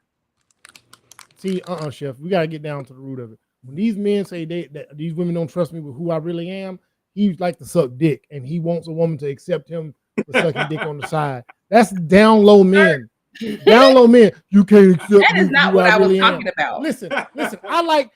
I like Star Trek, Star Wars, all the geeky, nerdy shit. Ain't none of that shit sexy around in this house. It ain't sexy around here. She got to deal with it. Now, if I wanted to suck dick on the side, that'd be a problem right there. Then, yeah, you can accept me for who I am because I like to be tooted up.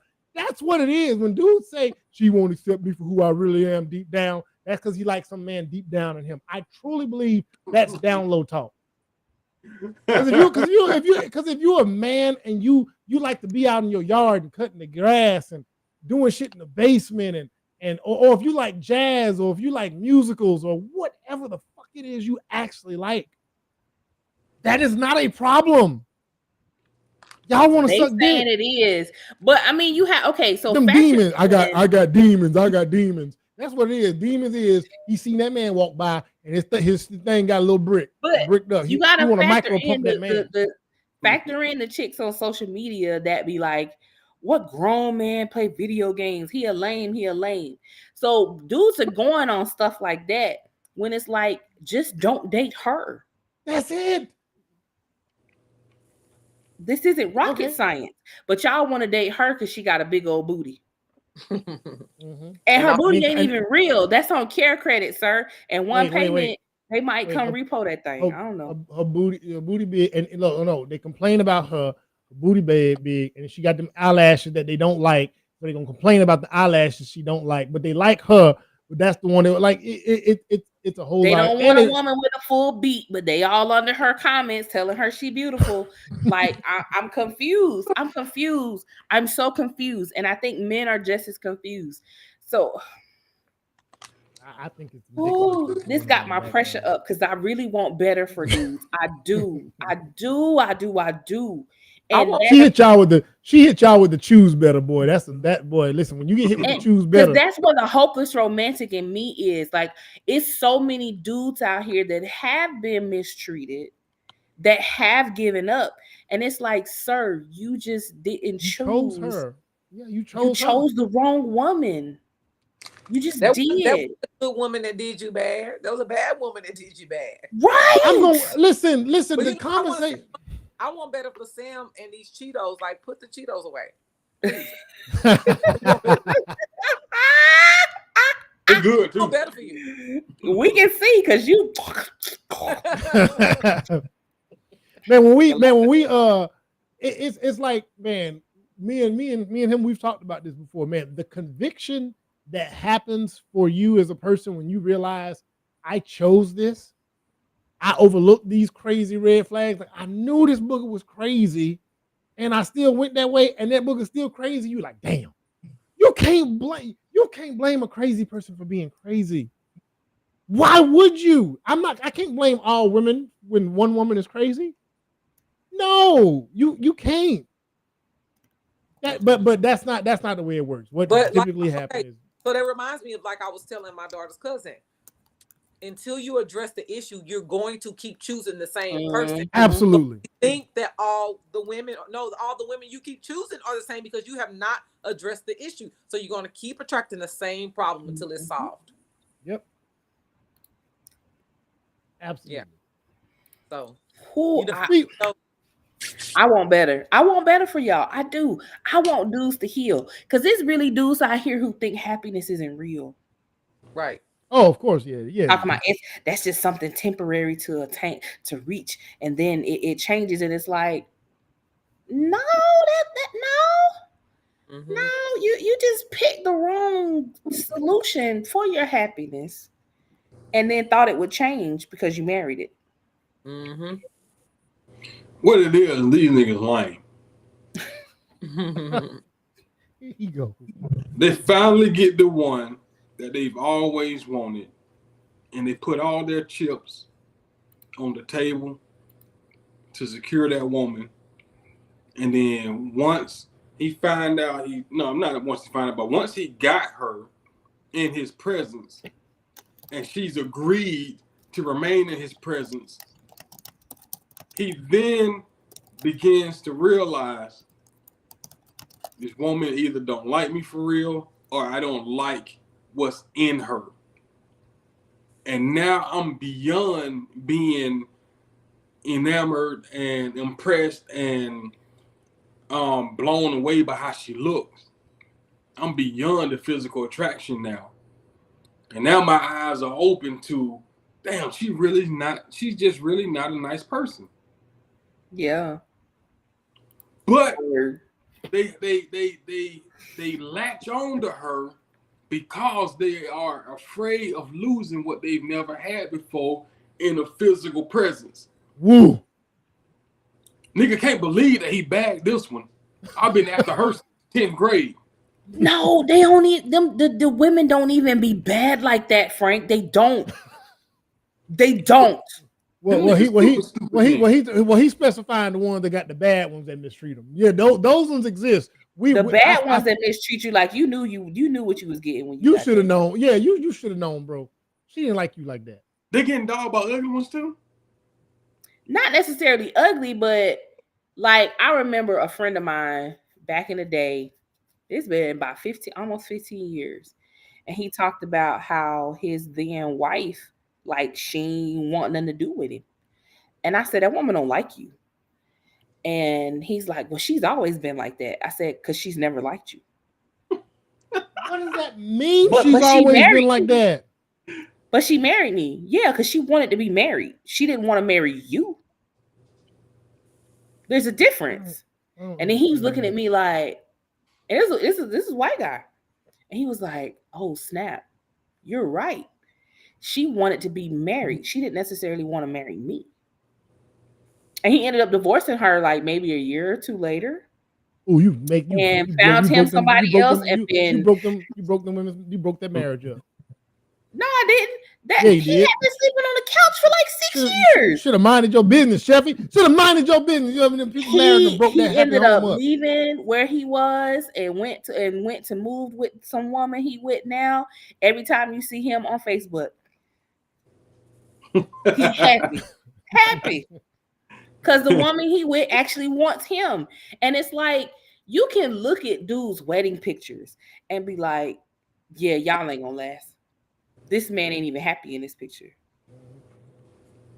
You can look at the look on his face says, I married you because you were a good woman. I ain't married you. I actually liked you, or you actually like me. When those people don't even look like they could possibly have fun together, that is a horrible. That is the greatest. Because I've reached out. Look like y'all cousins. Man, there's a few sisters that I've known over the years, and I've seen them get married, and I'd be so happy to see love on them sisters. I heart their pictures with their husbands. Ain't no shady shit. I ain't did nothing with them. But I'll reach out and say, love, come on, Chef. Come on, man.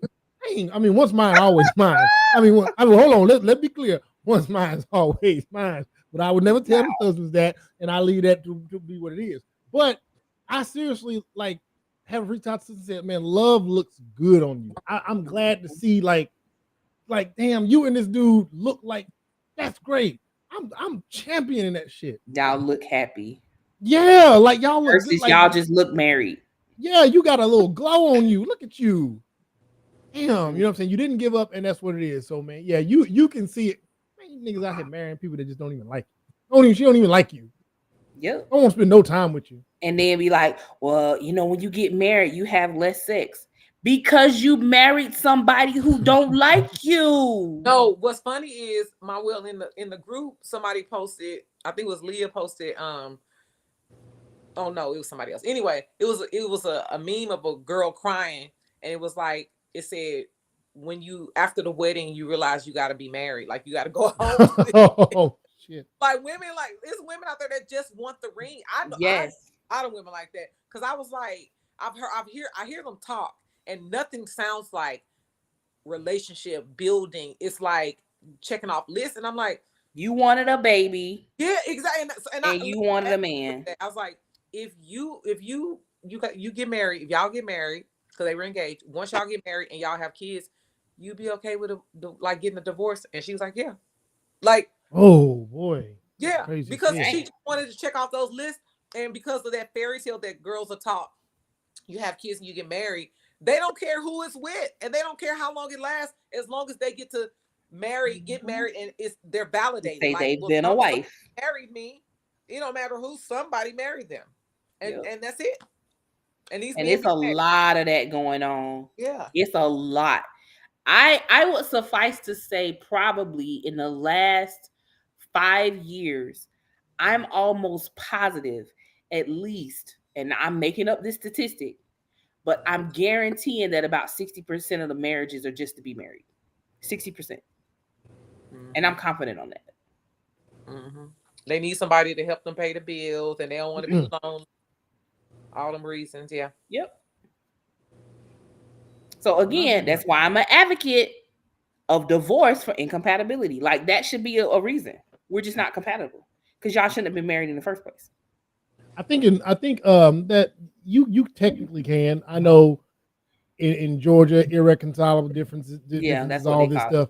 I mean, and there's a lot of places they don't even give you no kickback as long as you've been separated for 6 months up to a year. They're like, all right, cool, y'all go ahead and go y'all separate ways. But yeah, people should look at that and go that route because, like you said, masculinity being conflated with misery. Yeah, that how much can I suffer proves how manly I am. No, it proves how stupid you are. Yeah, because you done suffered through a marriage you've hated for like 15 years. You done cheated like 5 times with women who treated you better.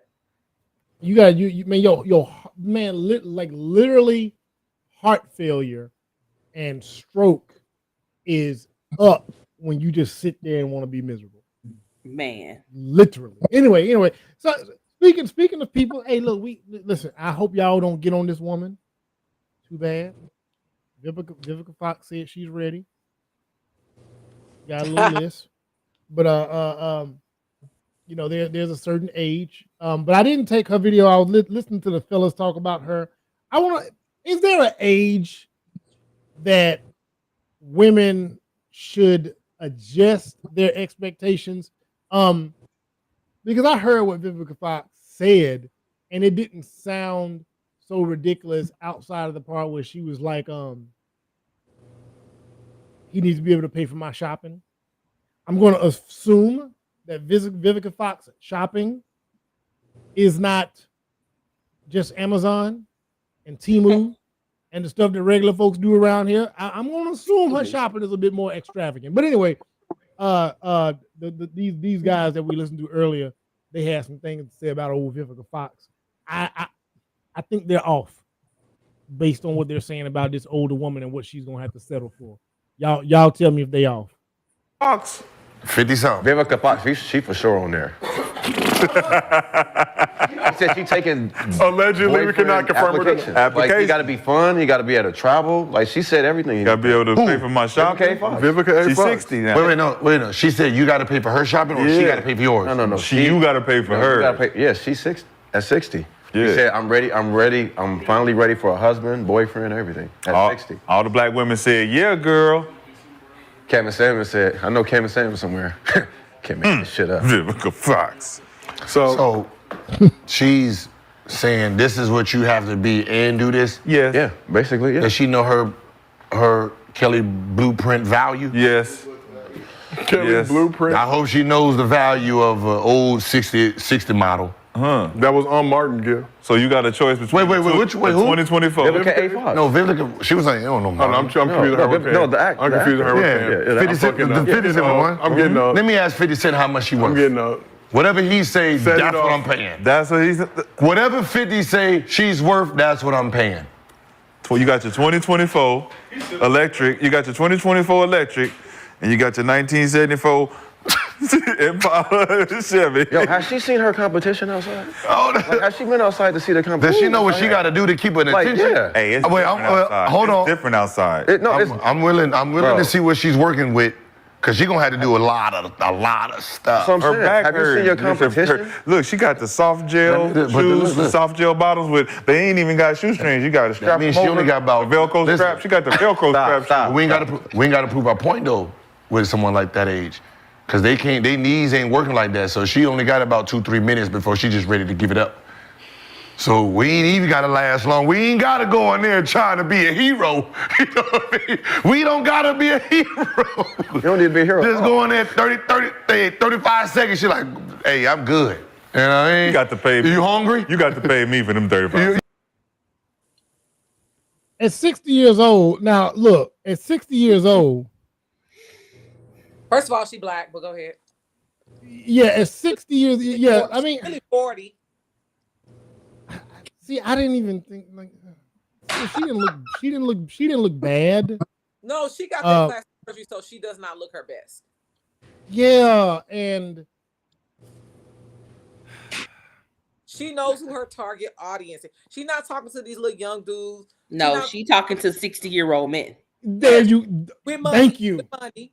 She's not talking with to these money. little podcast niggas. Like they don't even have like. Why are they even discussing her? Like, get the fuck on. Like, she's not talking. Well, I think they some rich niggas, but I think they're trying to compare her. I think they're trying to compare her to this idea that she's trying to compete with younger.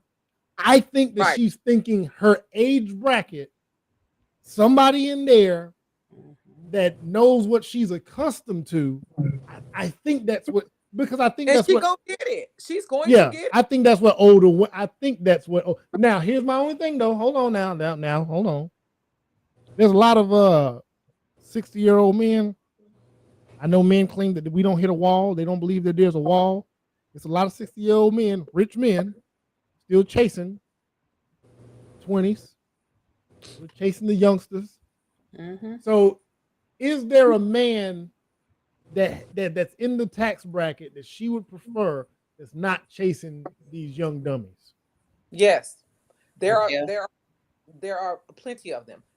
She know what she put that out there like an ad in the newspaper. She know what she's looking for. She's going to get it. Like, she's not talking about the dummies that's talking negative, speaking negatively on her. Like, I'm not talking to y'all. She knew who she sent the bat signal out to, and they're gonna respond. Simple as that. I want to see it, man, because I mean, I know she had the 50 Cent thing back in the day when she was younger. Can't hold that against the celebrities date celebrities. You know what I'm saying? I don't ever expect a celebrity. I know it happens, but I don't ever expect a celebrity in the limelight to not entertain other celebrities. It's like almost it's almost par for the course. If they're not already married to somebody before they come into celebrity status, they typically at least date somebody in that world, right? I don't know if she's trying to even date anybody in that world. She could very well. He could be a dude that owns an HVAC company somewhere. He just can afford whatever it is, you know. She's looking for, and he wants to travel and be old and sit on the porch. You know what I'm saying? And I imagine that's what she wants to do. I imagine she wants to travel and then come home and then shop and then enjoy the rest of her years. What made me kind of? I don't think she's trying to compete because the dude was like, is she trying to? Does she see her competition? I don't think she's trying to compete with those. But see, that's the thing that made me kind of iffy with it, because in the past, Vivica has. She absolutely has tried to compete. That's how she got all that surgery that botched her in the first place. Because she was trying to compete with younger girls. Does y'all think she's at the age now where she like, yeah, I ain't finna try that no more? I think so. No, I hope so. For her sake, I do. Because it's like, because to my knowledge, she's been married before, correct? Let me see. I'm not sure. I think she a whole Leo, if I'm not mistaken, and she's very full of herself. And yep, she's definitely a Leo. So yeah, she is not taking no for an answer. Yeah. Y'all think she gonna try to? Hold on, what'd you say? I want to address one of the points they made. Go ahead. Okay, yeah, she has been married before. If you give me the option between a 82 Chevy Caprice and a 2000 and something, whatever name brand car you want to throw out there, electric car, they said. I'm gonna take the 82 Chevy Caprice because they were built to last. Boom. They were sturdy. Ain't no fiberglass, baby. It's aluminum. They were well equipped, and then the maintenance on them is minor. So it's a overall better quality than what's being made now. So these people that they're saying she got to compete with, they might not be the competition to her. Right. Depending on who's shopping for. There you go. I was just gonna say, boy, depending on who's shopping, boy. Yeah. So they're thinking in terms of like, that's why that logic doesn't clear across the board, because she may not want a 20-something-year-old man. What these women they say she got to compete with, that's who they want. Right.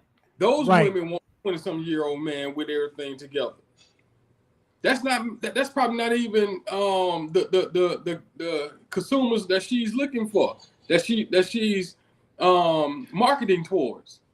But Chef said in the past that's what she was getting hung up on. She was out here trying. You ain't got that boob job and her first facelift. Yeah, she was out there competing. I feel like her dating 50 Cent was like a stunt. To me, that never felt for real. But Chefy, to your point, maybe it is not necessarily like her plastic surgery wasn't for dating reasons. It might just have been to stay relevant in the movie game. You know what I mean? Like to stay. I agree.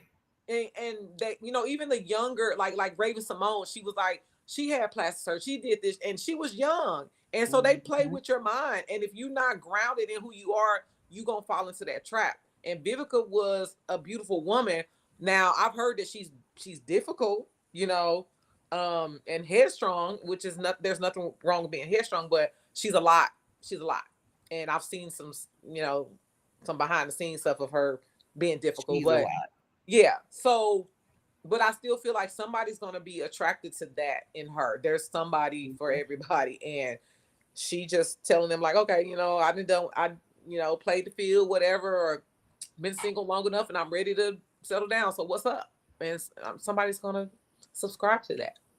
So if she's truly ready to, man, everybody grows up, you know what I'm saying, in their own time, right? If she's already lived a life, there are a lot of men that have already lived a life, and they're looking for who they can spend the rest of their life with. If now, just with everything, she better be able to recognize the signs of a stroke.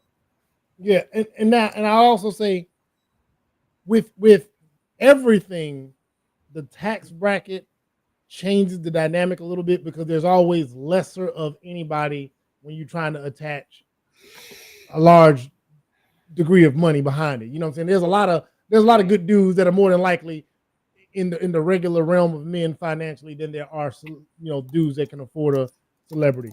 So I don't know if maybe she'll open up a little bit to that, but I'm just saying, man, I can't imagine how open she would be to dudes that are regular dudes, to where, hey, she want to go shopping where she want to go shopping, and he like, well, baby, not this week. Hell, not this month. Hell, you can do that once a year. You know what I'm saying? Like, is she adjusting? That's the only thing I wonder about. I don't think she's trying to chase the young and fine dudes. I don't think she's trying to be on the scene like that. I only worry about the financial part of it. That's it. But Vivica, man, listen, man, y'all, listen, don't do Vivica like that. Sam said she a Chevy, she can handle it. He'll take that old Chevy. I'll take me a polished Chevy, heartbeat. Good old polished Chevy, boy. That's a rally. I want me a box Chevy real bad. Man, yeah. Like, seriously, if I get married again, me and my husband, we doing matching box Chevy. I mean, like his and hers box Chevys. I miss mine. Lord, hey, tell him how that went missing. Explain this. See, you lost the girl and the car. You lost the girl. On the girl that he was side duding for, the one that broke his heart when she flew away. Wrong one. He lost his box. Oh, that's the wrong one. My bad. Okay, I thought that was same girl. But that was another girl that you that was another strike by like So you was a side dude. You was a side dude. You was that girl. Yeah, I was, but that was a different girl. Now the box Chevy one, she was a college student with a promising future. And I used to visit her at the dorm. So the last time I saw her was the night before my box Chevy got stolen down at the dorms. It's still it's one of those painful memories. I don't think that wound is ever gonna heal because that was my pride position. And you should keep the VIN number and see if you can find it. It might be. It was found. It was found. Oh. Yeah. Stripped. They stripped it up. That was a good. That was a good car, man. Like he had got that car from old people that hadn't drove that booger in forever. Oh. Yep. Had the bench seats in there and everything. Front and back bench seats, clean. And he still had the factory radio in it. Everything was all original. Only thing I had to do to it was put another alternator on it after it went bad, and then the catalytic converter went bad, and I put that one on, and it was just the smoothest ride you would ever ride. I'm talking about that thing floated on clouds. Oh. And all because you were tricking off with the wrong woman, parking at the wrong place downtown. You still got pictures of it? Nah. Only it's all in your memory. Only. Let that thing go. That's what happened. That's what happened. You Nehu niggas. Y'all Nehu niggas. Y'all always y'all risk it all for the wrong ones. That was the wrong one, boy. All right, man. Our last thing we finna get ready. We're gonna start a race war off this last video. You know what I'm saying? I know this the one Casey waiting for. This one here. Boy, this one here, man. Terrible. So this is pretty damn bad. Is there anything else going here other than race? Because oh my God. Somebody posted the video with the verb where you can hear the voices. Okay, there you go.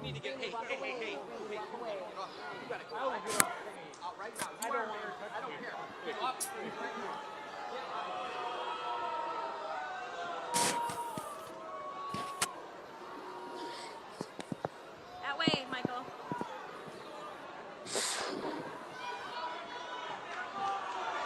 No.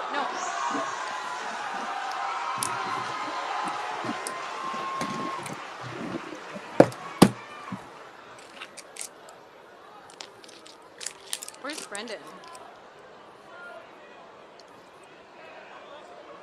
Who's there?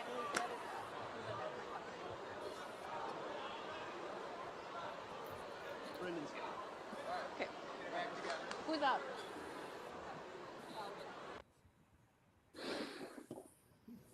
Yeah, man. The crowd, man. My favorite part of the video was the crowd. That was my favorite part of the video. Y'all can give me y'all opinion on this because this shit just seemed disgusting, man. The crowd booing it. That was my favorite part of the video. Some part of me thinks it's not just race. I'm wondering. I'm hoping. So I'm gonna go in left field here. I think either one of two things has happened. His daughter has made mention of an attraction to him, or something has happened. And that's not me giving him a pass for being racist. It's just because it could be that. It could be simply that. However, this man has been superintendent for a while. If this man felt this strongly, I would think it would have reared its head before now. And I'm just going on conjecture because I don't have any background to what's happening here. On the face of it, yes, it seems to be racial, but at the same time, it's like, if this was that big of a problem, I feel like it would have happened before this point in the ceremony, versus there's something else there. You know, like how you see some men will not want their daughters to interracially date. That's what it's giving for me. Yeah.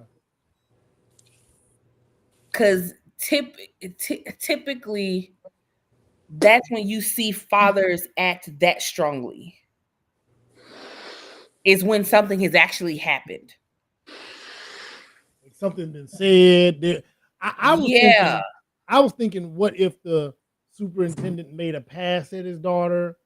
Yeah, like, you know, that's what it's giving for me. Like, yeah, something happened other than this man just being black.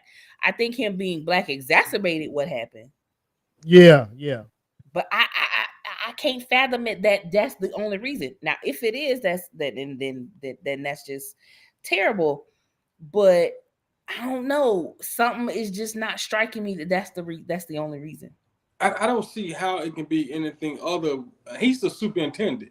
So the superintendent only visits schools when there's a problem or when award ceremonies like this. So what type of contact would he have had, and how much time would he have had to develop anything personally with this one student? Well, anytime there are little programs and things like students getting awards and such, I know here they go to the Board of Education and they have award ceremonies with our superintendent. Not here. So our superintendents have access. Man, my kids got awards all the time. Ain't never been. And here they have them on the superintendent Facebook page. But my thing is, okay, if he felt some type of way, why was his daughter walking the stage in the first place? Like, that's what I was thinking, because I'm trying to think as a father, what would have to have happened for me to upstage my daughter's graduation walk? I don't know, man. That's what I'm thinking. It's more than just race, because I'm saying I would have handled that beforehand. Yeah, that she should have never been there if that's the case. Yeah, or I would have addressed if I knew that there was something between, like, let's just say a superintendent did something disrespectful, harmful, sexual harassment. Let's just take it there, right? Me as the dad, if I know that, I'm not going to use this moment. I'm going to have already handled that moments before.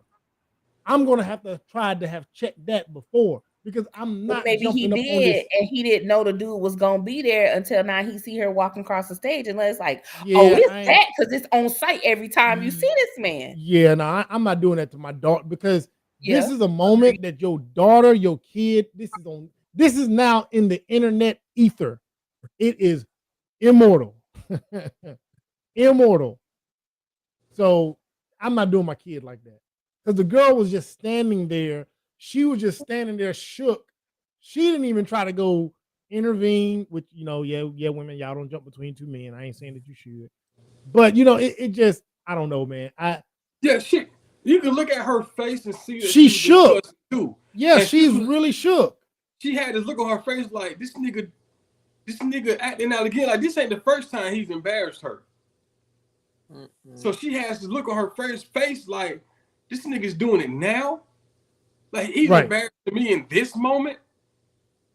Like, she look ashamed of him. And the fact that he even got that far and he just walked past people. Yeah. To reach the superintendent. And for one, if I was superintendent, this nigga wouldn't have put his hands on me to shoot me out off the stage. It wouldn't have took everybody else to run to the rescue, because I would have forgotten all kinds of professionalism. Yeah, and much you've been working out getting that back and arm strong, boy. Y'all gonna tussle up there. It ain't for nothing. we've been wrestling this moment. Yeah, but man, I don't think it's more to it. I think it's simply,